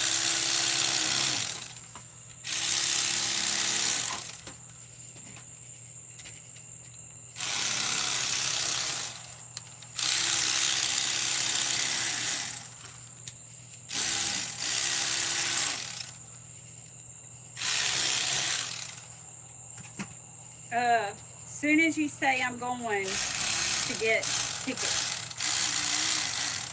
Who's that? Nick. Mr. Bill said y'all are 6 hours away from me. Mr. Bill said that? Yep. What am I missing? Where's he at? Oh, he's in Tennessee. Where I do you was think he thinking Benjamin. I was thinking Benjamin. Oh, now that That's would what be I was kept thinking. I was thinking, like, he's like in New York. New York. I'm like, that's what I was thinking. I don't know why I was thinking that. I'll tell y'all, that's where my mind's like, I lose it sometimes, y'all. My Nick bad. said 4 hours for me. My bad, Mr. Bill. From Tennessee area, yeah. I mean, I'm not sure exactly where you're at. It's like interstate the whole way. Uh, it's a. I like it. Like, man, you just need like something else to do. You know, if you come down and stay a day or two, like you're just gonna want some stuff to do. But yeah. I mean, All of this is in West Monroe, Louisiana. West Monroe, Louisiana, on I-20. Like I-20 runs right through the interstate. It's I-20 all the way to it from Jackson, Vicksburg, or from Dallas. It's interstate the whole way. I can't speak as for like what vendors. I did look, and there's gonna be quite a few people. I don't really know what vendors. I looked at a few, but I can't remember which ones it was. I know some of them were a lot of locals, boat dealers and stuff like that. But it's gonna be a lot of smaller vendors, you know, with outdoors products, and I'm sure there's gonna be a lot of stuff set up. I don't know if it's your thing.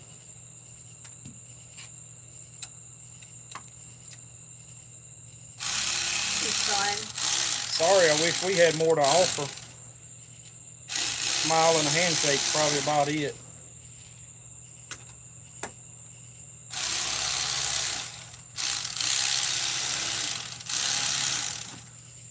But it is a type deal that, like, in the future, you know, if it works out, maybe we get some ideas and we can set it up for next year and be a little more prepared. You know, if it turns out we like it and like the deal or whatever.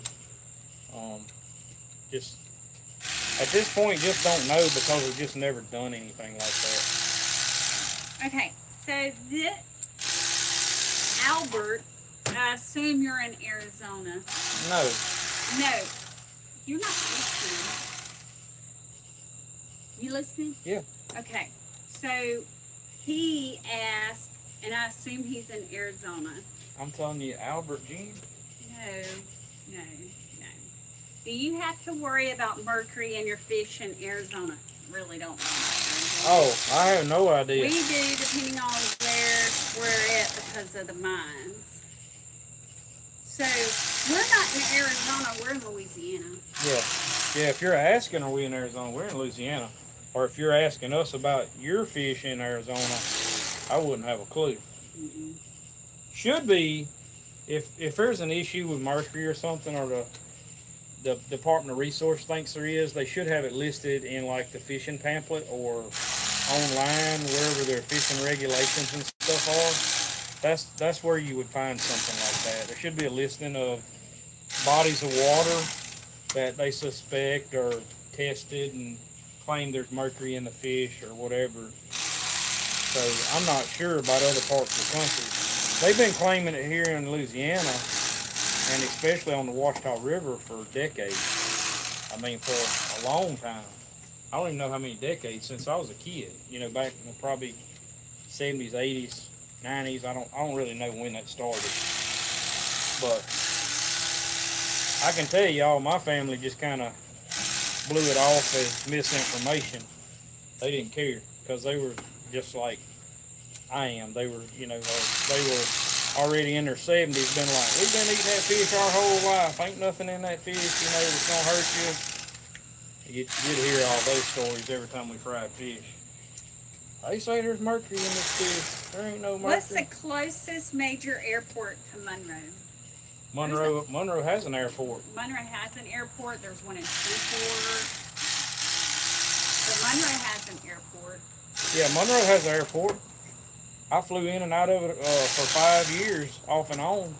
When I worked offshore, I would go from, now I don't know where they're going to fly you to, like I'd go from Atlanta and Dallas, Houston. I've flown into Chicago from Monroe. Different places, like, I mean, you can get into Monroe from anywhere. Don't know what route you got to take, but yeah, Monroe's got actually a pretty nice airport. Of course, it'd be a smaller plane, you know, coming, not a puddle jumper. It won't be a prop plane. It'll be a jet, smaller jets come from There's a Atlanta. small airport in El Dorado. They come from Atlanta, Houston, and Dallas is where a lot of those planes come from. Yeah, I can go to Monroe and fly anywhere in the country. No problem. Got Delta. Who I don't know what all airlines they got there now, but several of your major airlines fly into Monroe. Monroe's a big town. This One for crime. plenty of food places like to eat is no problem. There's plenty of hotels in Monroe and West Monroe. I can't. Excuse me. Bless you. Had to sneeze. I can't tell you that Monroe's the safest place, but Monroe and West Monroe are like the twin cities. It's two different cities. So just like any big city, like you're gonna have some crime in the area, and I'll go and tell y'all now, Monroe has some crime in it. Like there's some violent crime in Monroe. So you got to be careful about where you go. You don't want to be caught in the wrong part of town and stuff like that late at night. But there's some nice hotels. I would probably recommend, me personally, that if I was gonna stay at a hotel or something, there's some pretty nice hotels out toward the Expo Center, isn't there, Danielle? Mhm. Those things may fill up. I'm not sure, but I would probably stay. There's quite a few lined up around here. If I was going to come to that event and stay, I would probably stay in West Monroe. There's also, give y'all another little option, and I don't guide. We're not licensed to guide or anything like that. There is also, I hadn't even thought about this, there's also local crappie guides and stuff on Lake Darbone, and there's always Airbnb hotel on Darbone. There is cabins you can rent on Darbone. There's a state park on Darbone, and you can rent cabins on the state park. Now, I don't know if they're booked up. Super nice. Those cabins on state park we've had in one of our videos, the one where the game wardens come and visit us and all that, had Keith and Tara and Pelican Bone Outdoors. That was when Danielle was in the hospital. We had Adam from Redline Outdoors, all of that. They were there. So yeah, there's other options besides staying in West Monroe that wouldn't be a bad option either. There's also, I don't know what Caney Lake offers down, it's south of West Monroe. They have a state park down there. I'm trying to think where else. There is some hotels in Monroe. I'd just be pretty leery about which ones I stayed in, what part of the town they're in. But yeah, there is some hotels over there. There's some nicer ones on that side of town too. But West Monroe is where the event's gonna be. It's two totally separate cities, like basically. Yeah, the river separates it, but West Monroe's got a lot of. Monroe has some places too. We got two major outdoor stores. You got TP Outdoors. You got one in West Monroe and one in Monroe. So there's two of those. I do know they're gonna be at the event. They're gonna have a booth set up. You got Ruston too.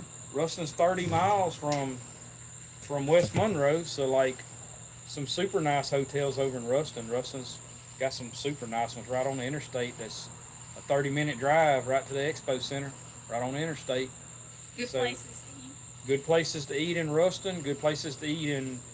There's a couple decent, nice places to eat in Farmerville.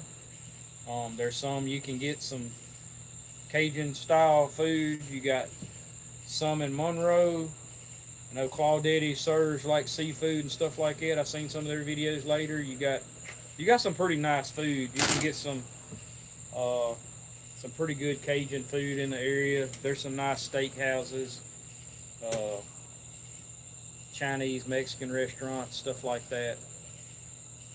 Yeah, there's plenty of places. Addresses. These ain't really small. If you've never been to North Louisiana, you got two big cities, and it's basically, and when we say Monroe, we're talking about Monroe, West Monroe.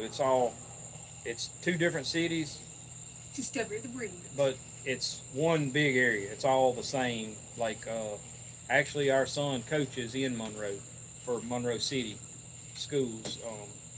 So that's where he coaches and teaches. Him and Chad, that's where both of them work. So, yeah, they go through West Monroe into Monroe is their route to work every morning. So you got that. Sterlington, up north of Mr. Bill said, Monroe has a bunch of stuff. if you have a Walmart, I can sleep in my car in the parking lot. And then, Don't plan on coming sleeping in your car. not in Monroe. No, not. I wouldn't do that in Monroe. I wouldn't do that in Monroe. There is a really big Walmart in West Monroe, really big. But I wouldn't sleep in my car there. I don't think. What else? What am I missing? I don't know. We'll let them ask. They might not hear it.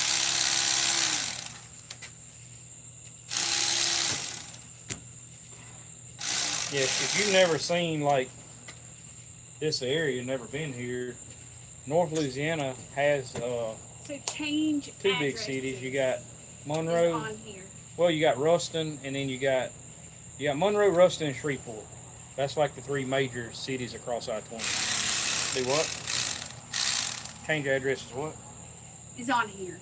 Okay. Okay. Red's short detail of what's taking place. Oh, he don't know. He just got on. Yeah, he just got on. He been too busy cooking barbecue. Yep, that's what I was gonna say. I can't hardly get a word in. So that's Albert on there now. Different Albert. He asked what's going on. Yes. All right. So Late coming on. What are y'all planning? okay. Yeah.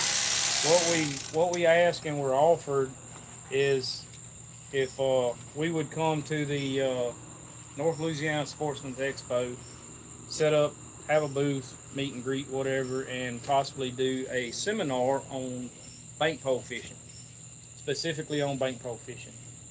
And being I never spoke in front of a bunch of people or anything like that, or done a meet and greet, it'd be two new things for us that I'm probably not good at, but I would work my way through it. And we just asked the people on the live what they thought about whether we should do it, and if we did, if how many of the local people would end up coming out and visiting, shake our hand, or whatever.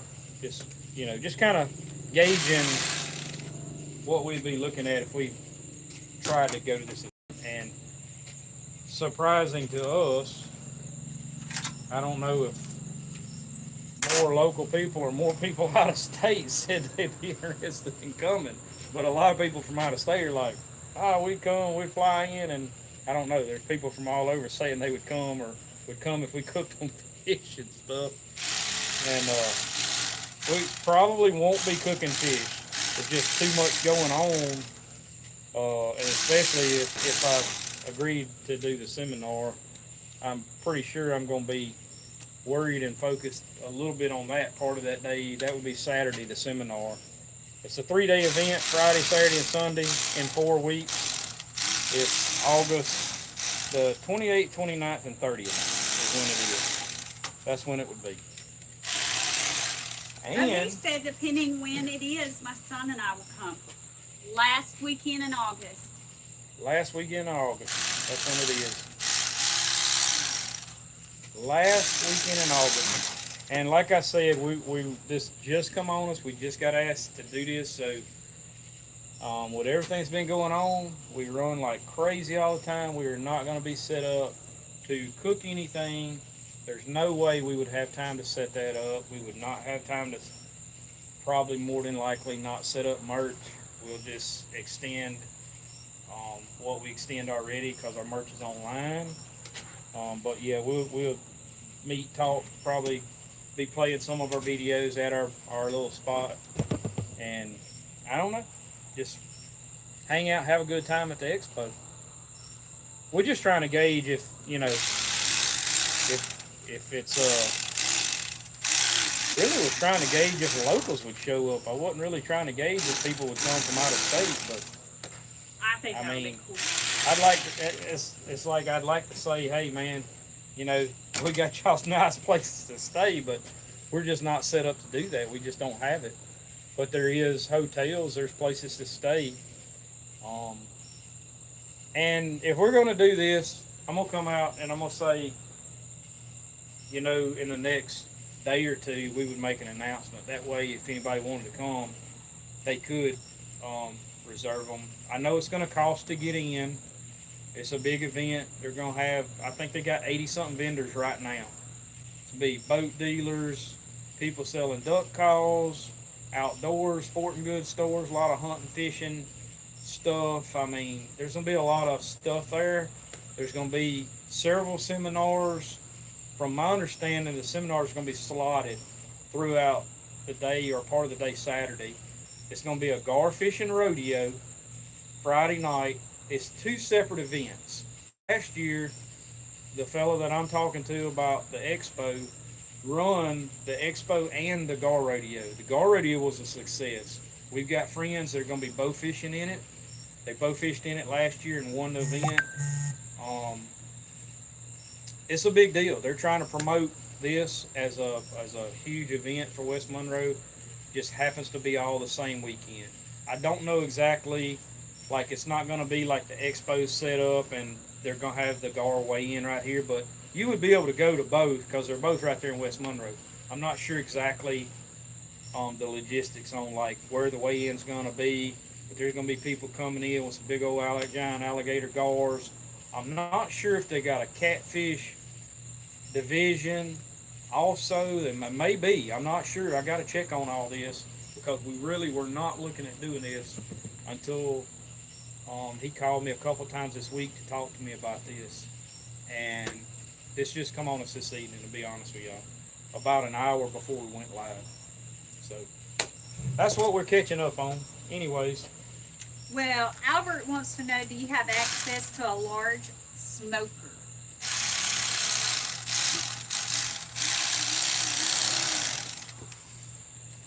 man, I don't know. I don't think so. In I do in Union Parish, but not. You can rent the one up here, can't you? But you can't down there, probably. I don't know. I really don't know. Why? What would you have in mind, Albert? And it's also, let me say this, because yeah, I'd love to bring somebody and set up, do some cooking, something like. The thing is, it's going to be indoors. This is an indoor event, so I'm not even sure what we would be able to do as far as anything like that. I'm not sure. It's an indoor air conditioned event. Is my understanding. I'm gonna be honest with y'all. I've been in the expo center. I have not been in the or the Ike Hamilton is where they have the rodeos and monster trucks and all that. I have not been in the expo center. We hadn't been in it, have we? Is that where they had you? You take one of the. Y'all take Milas down there last year to one of For the. the trucks. No, big equipment. it's a different center. It's right there all together, though. It was a big. They had. But you hadn't been in the expo center. Oh. Yeah, neither of us have been in the expo center, so it's something I'm sure they're gonna let us kind of go down and probably look at ahead of time and see what we need to do to set up, a booth or whatever. There's y'all definitely giving us enough input on it to make us feel like we'd be welcome to go and set up something. We'll definitely come from Simsboro. Albert's gonna call family in Farmville. Who's that in Simsboro? I used to work in Simsboro. Both. I used to work right there at the LVL plant in Simsboro. So yeah, y'all are not too far if y'all from. And I worked at the particle board plant at the. I worked at the particle board plant for Jack from 3 Warren, months. Arkansas, till I said they'll quit. be there Friday. Who? Jack. From Arkansas. Will be there that Friday. So there's already people planning on going to it. Jack, were y'all weren't talking about coming, or Hey, y'all were me and already Bo talking said about, or let 'em off because, from the house. huh? Do what? Yeah. You talk too much. I probably do. That's possible. Take it up, Birdie. You said I talk too much and don't clean enough fish, that I need to get busy. You're gonna be out here all night. I'm not gonna be out here all night. I can't be. Yeah, you can. I got too much to do tomorrow.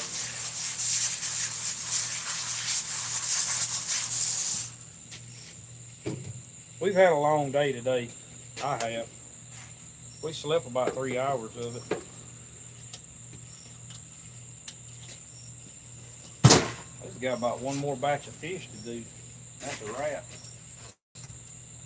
In both ice chests? No. Chad's supposed to get those other ones that he didn't come get. We're not cleaning his fish. No, I'm not cleaning those fish. We're almost done. He can use this table and clean them right here.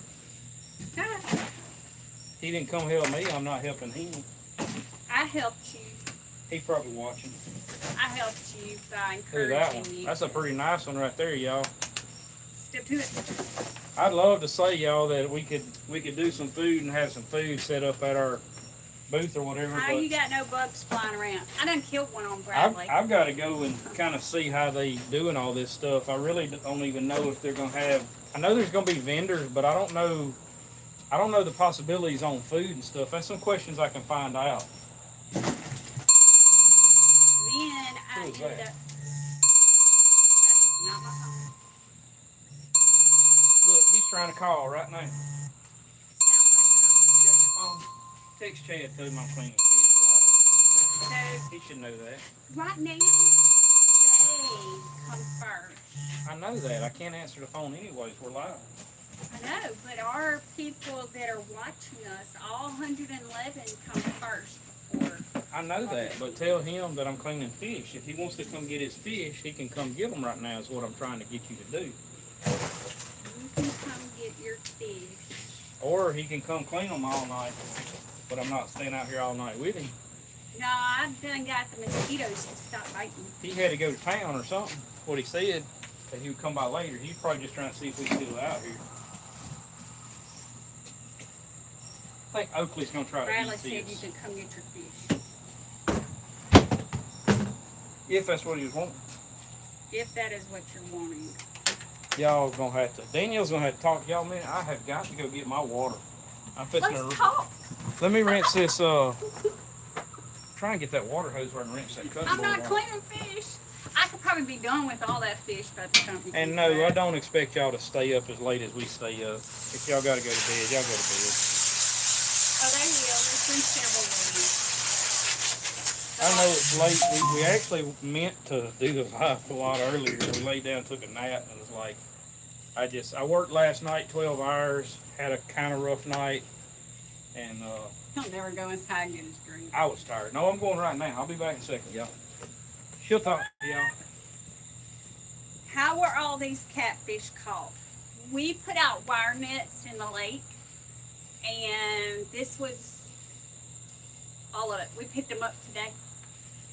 So we had not had them out there very long at all because it's so hot.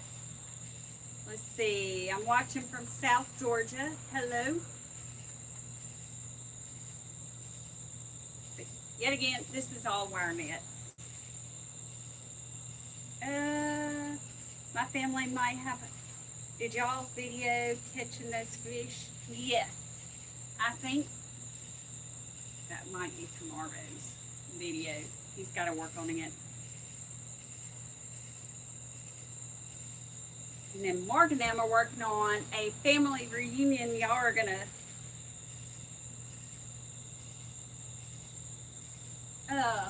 still cooking.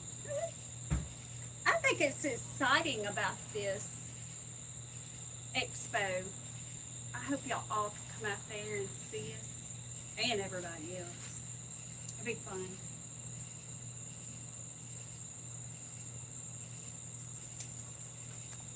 So the WireNet video, is that tomorrow's video?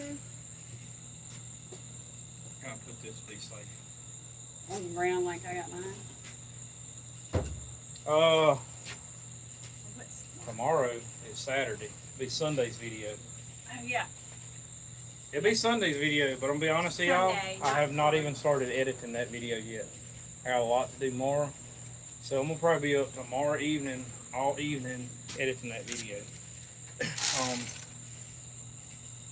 Yeah, because we did a little bonus video with the thermal scope.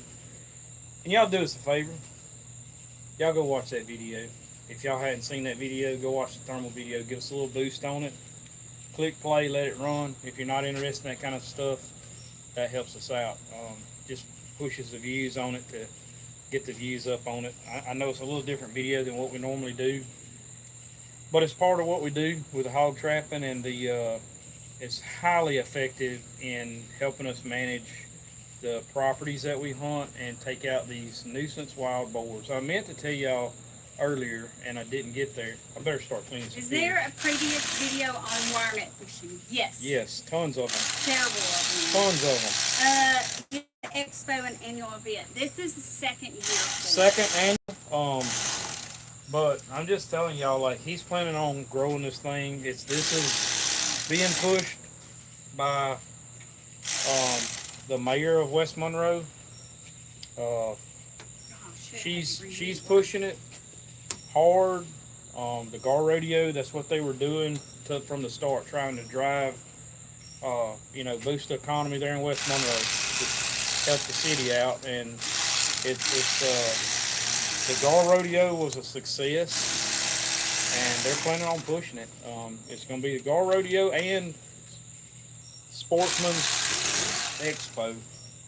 It was all one big, huge event last year. They separated, or at least separated. She's running the Gar Rodeo. He's running the expo. That way he could focus more on the expo, get more vendors in, make it a bigger event. Chad wants to know, does he need to bring his own ice chips? Why, sure. Well, of course. I was going to say something. Oh, the hogs.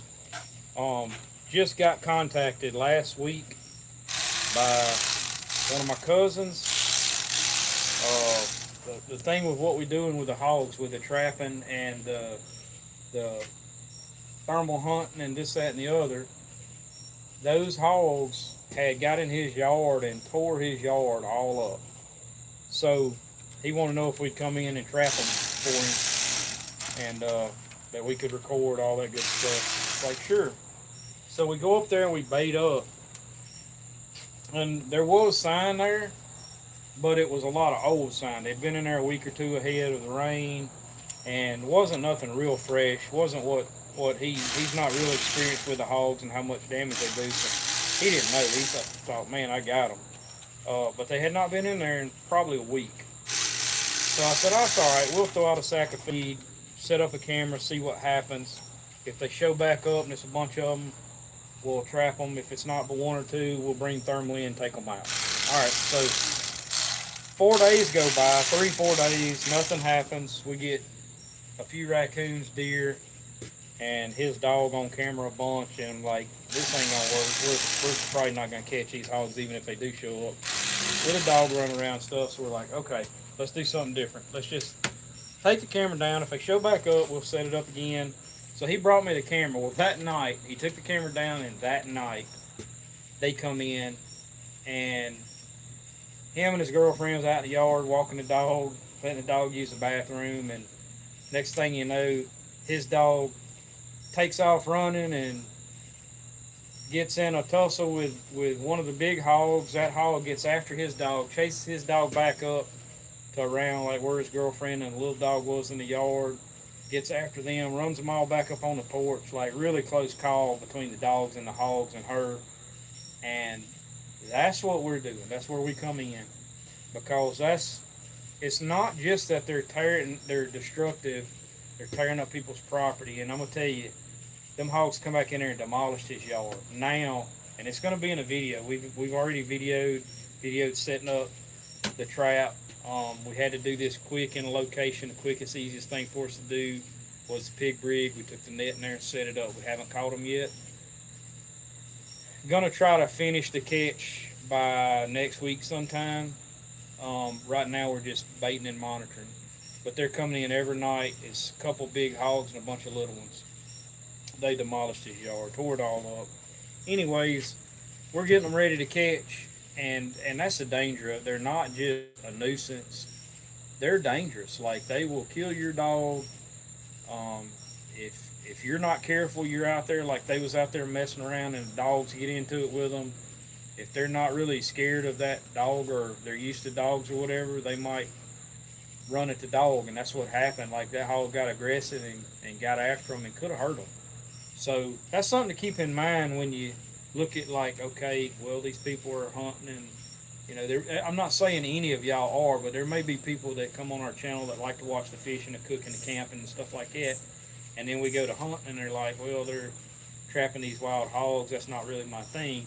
Yeah, it may not be, but in our world where we camp and hunt and fish, there's wild hogs. And it's kind of hard to explain because we go travel other places and we don't see that kind of damage. We don't see those hog populations like we have right here. They're so bad right here. We have them in our backyard. We have them in the neighbor's property. We go to our hunting club. We got them where we're filming on the river. All those banks are tore up from hogs. Like all the acorns down there get ate. There's no squirrels because these hogs are just demolishing everything, and that's why that's part of our content. And we're after these hogs, and that's why I'm doing some deals. Got some future stuff coming out with some thermal companies. On these thermal scopes and stuff to educate some of this equipment out to the public, people that are interested in looking at it, using these products. If we get a product and during a video or anytime while we're using it, we're gonna put it out there like that. Like I'm not gonna recommend that somebody go out and purchase that product because some of this stuff's kind of expensive. But the traps we use, the thermals we use, the pew-pews we use, all that stuff, I'm going to recommend, the right calibers, the right,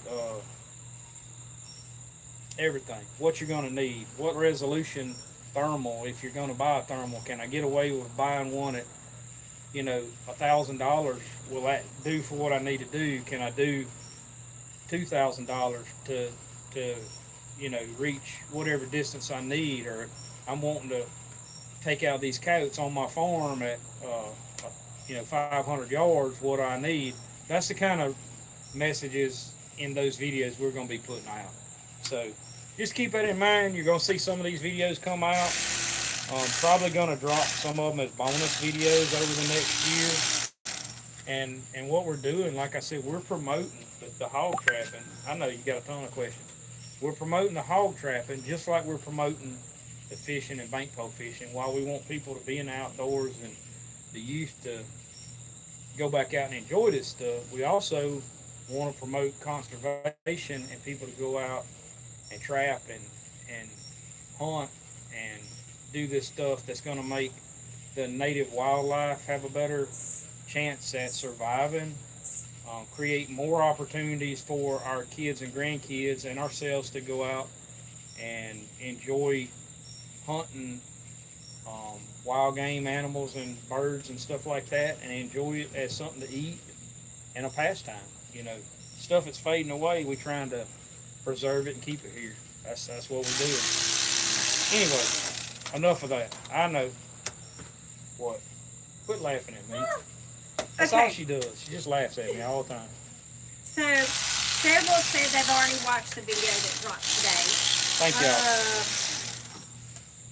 Mr. Bill said, here in Tennessee, we can only put thermal scopes on shotguns.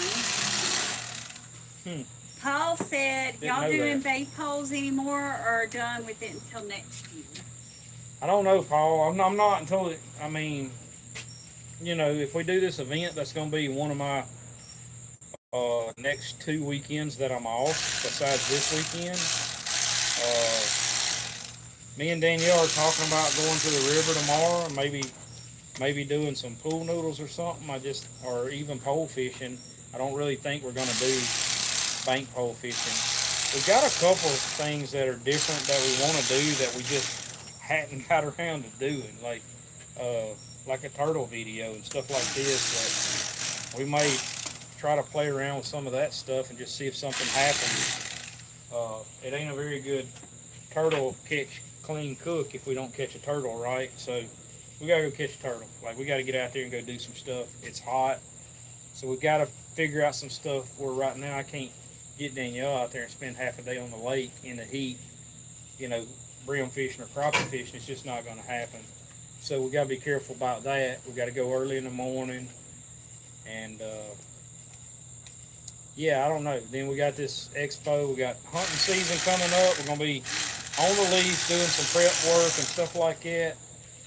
Um, I'm already knowing she's not at her best. I'm gonna have to be careful on that because she's normally right there with us every step, bush hogging and cleaning up, fixing up deer stands and all that. I'm gonna have to be careful with her on that. She might be at deer camp this year, making sure lunch is ready when we get there, or something like that. Just the way it's gonna be, huh?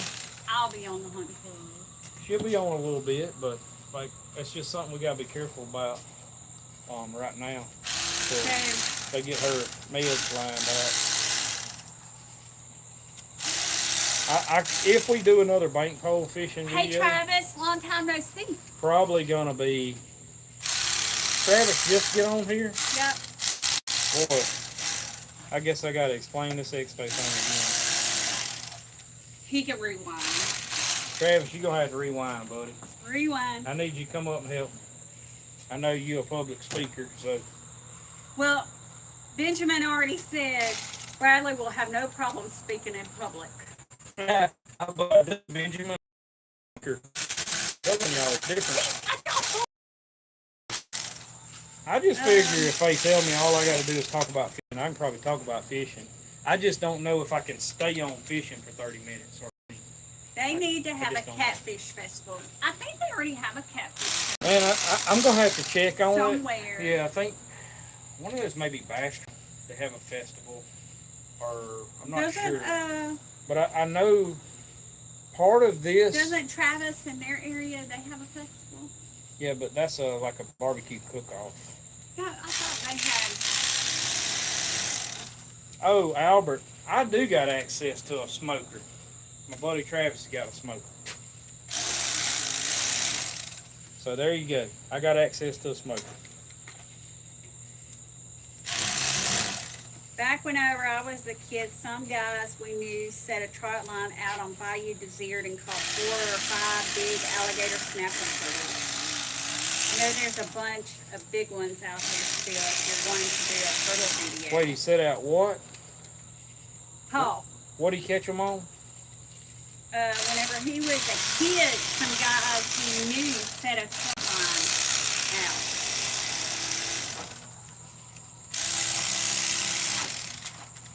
Yeah, I bet Bayou Desert. I bet Bayou Desert does have some monsters on it. You could talk a lot. I don't get a word in most of the time. So if he ever says Danielle talks a lot. Well, if I wasn't saying anything, y'all probably wouldn't even be watching. So there's that. Yeah, we would. No, y'all wouldn't. Yeah, we would. You wouldn't even be watching. Yeah, we would. You'd be in the house playing I'm boring or something.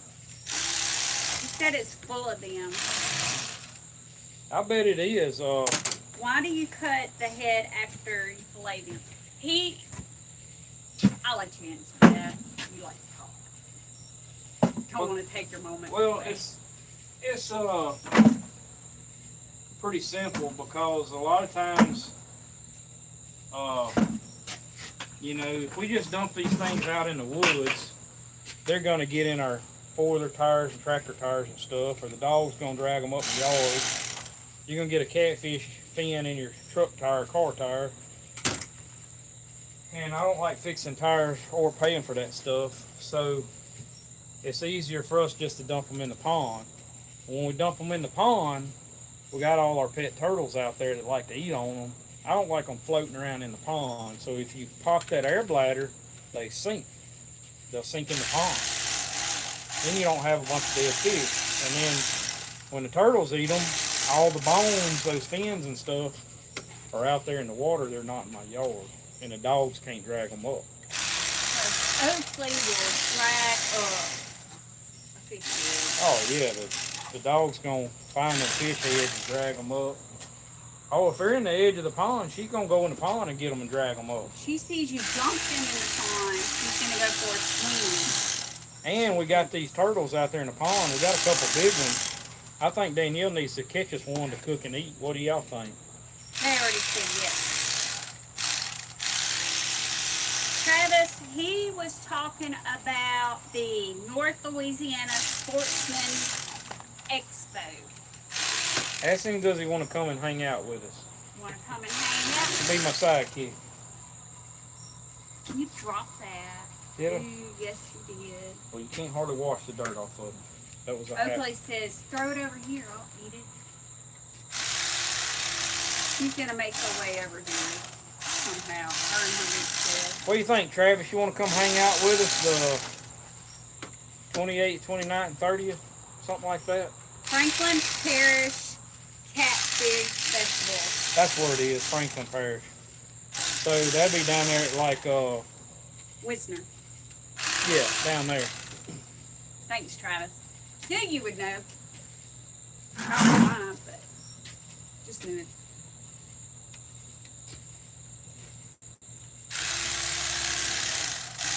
Bradley, how many slabs of ribs will it hold at once? I have no idea. That would be a Travis question. That's a Travis question. You have to get them. Travis, I need to hook you up with my boy Albert up there from Omaha. Y'all need to get together. He got the barbecue going on up there in Omaha. Travis says, sounds good to me. When and where? How many racks of ribs will your smoker hold, Travis?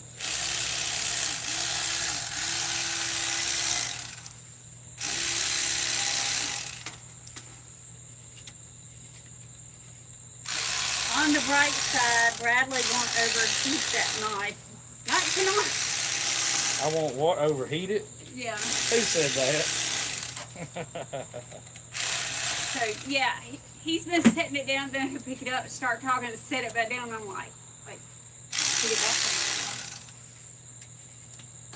down. Oh, I've got all kind of people I'm sure would show up and cook. But I'm not even sure they cook in that place.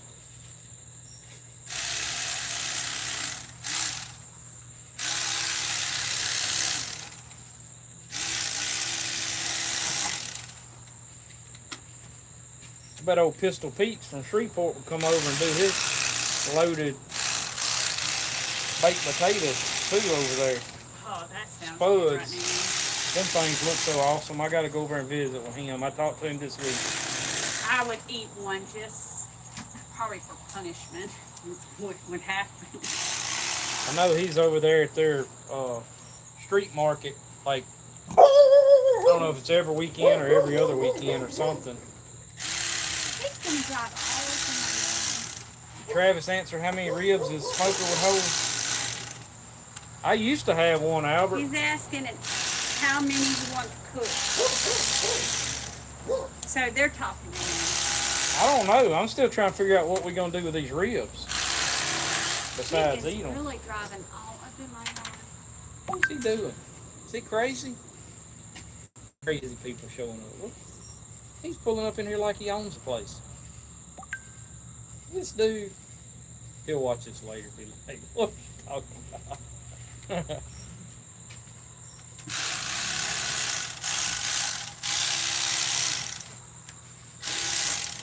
See, I've thought, I ain't knocking y'all's barbecue idea, but I've thought like if you was gonna do like food, like, huh? Might want to shoot Give me a picture. all of them. You ain't got many on them? Mhm. Yeah. Oh, you talking about because they showed up? Not all of them. Oh, I don't care. Oh, we're good. I thought like if I cooked like at an event, I honestly don't think like we're gonna try to cook or something. I just think this time it's gonna probably be too much, and I ain't never done nothing like it before. So if we're gonna do it, I don't even know how it's gonna go. So I think it's gonna be more like a meet and greet type deal. But yeah, I don't really know. I don't know what to do, to be honest about it. I'm gonna have to sleep on it. What do you think? Go for it. You got a lot of fish to clean. I done And mine. we're not helping. I'm down to this right here. That's the last ones I got. This mine in here? No, they're in No. that other one. You can take that ice chest if you're taking them home.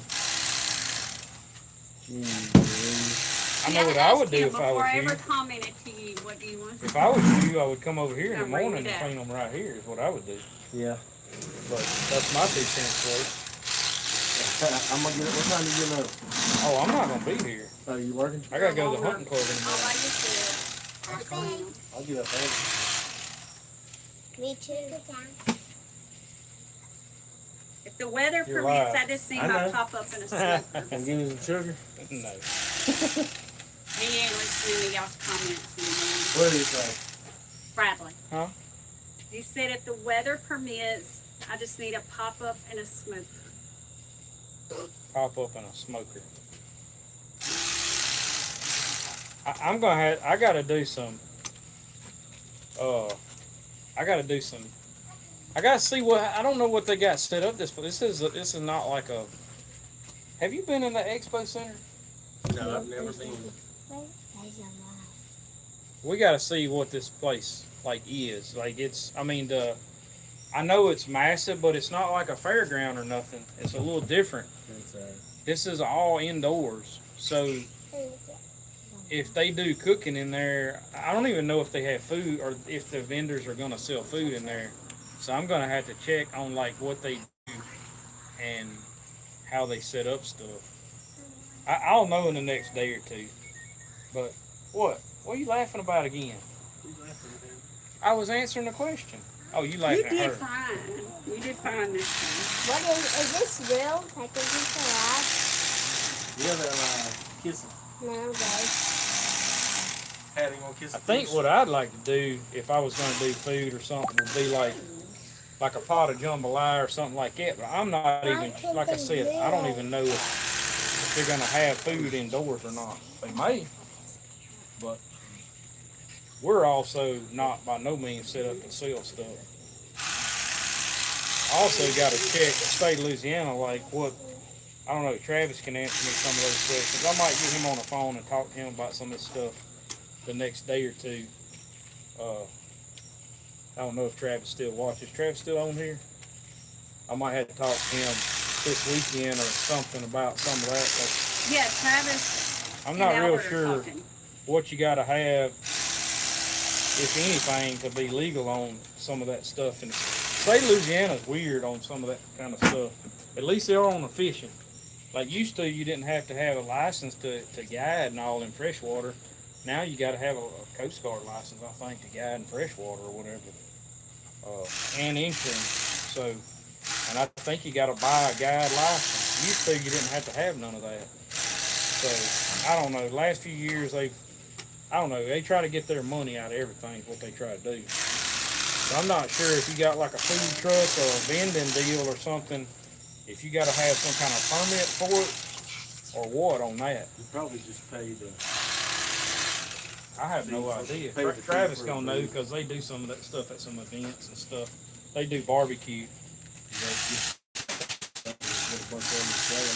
don't, not real worried about that. Travis said to call him tomorrow. Yeah, I'll holler at you tomorrow evening sometime, Travis. I know in the morning we're gonna be on the hunting lease doing a little work up there, but I know it's gonna get hot about 11, and I'm gonna be be done up there. I gotta move a hog trap and pick up some stuff from the hunting camp, kind of check on the camper and the camp, things like that. I ain't doing a whole lot up there tomorrow. Too hot. I ain't got enough help. Can't even hire good help. No.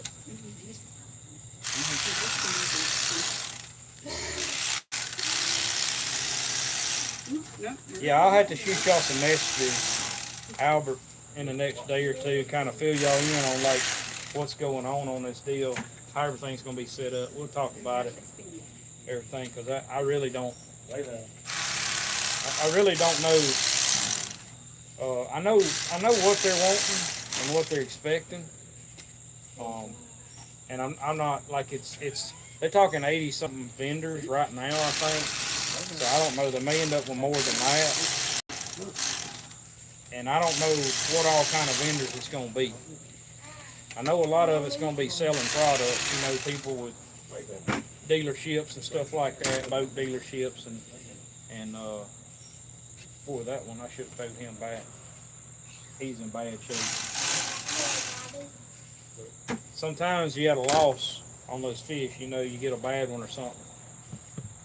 You just accidentally get thrown in there. So I gotta wash all this, clean all these up. Y'all wait. Hey, y'all gonna have to step back around there for a second. I'm fixing to wash this away. Yep. Y'all don't wanna be over here. No. No, I had to get her shorts all nasty. What do I do with my water hose? He's spraying this way. Out of the way, Oakley.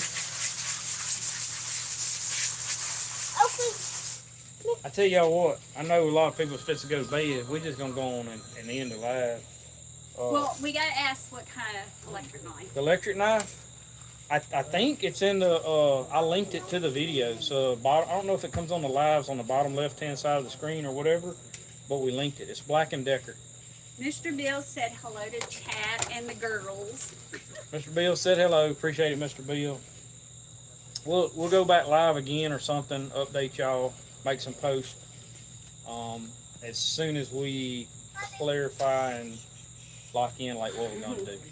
Appreciate all the comments, the interaction, y'all's opinions on stuff, willingness to, Listen to Bradley talk. yeah, and come visit us or whatever. But anyways, yeah, that's gonna be a wrap on this, and we're gonna clean. I need to clean this fish up. I'm just gonna get the spray in water. It's just gonna make a mess. Y'all seen me do that before, so that ain't no big deal. But we're gonna get off here for tonight. Get this stuff put up so we can get some rest and get up early in the morning. Try to beat this heat. Get that hog trap moved. I'm so mixed up on my days. I thought it was Saturday already. It's Friday. Yeah. She took off today. She was off all day, It's got which me is this fine. week. I'll let her take off today. So, yeah, she had made enough money this week. I'll let her do that sometimes. All right, Some people have to work. that's gonna be it for this one. God's Country Hunting Fish. Really real. Bye, you guys. Everybody says bye. Laters. If I can find the button. Where's it at? Oh, we still had 90-something people on here. Thank y'all. We'll go live again soon. Be sure to hit the thumbs up button before you leave. Got 80 people on here. I know all y'all done hit it. Hit the like button. Later.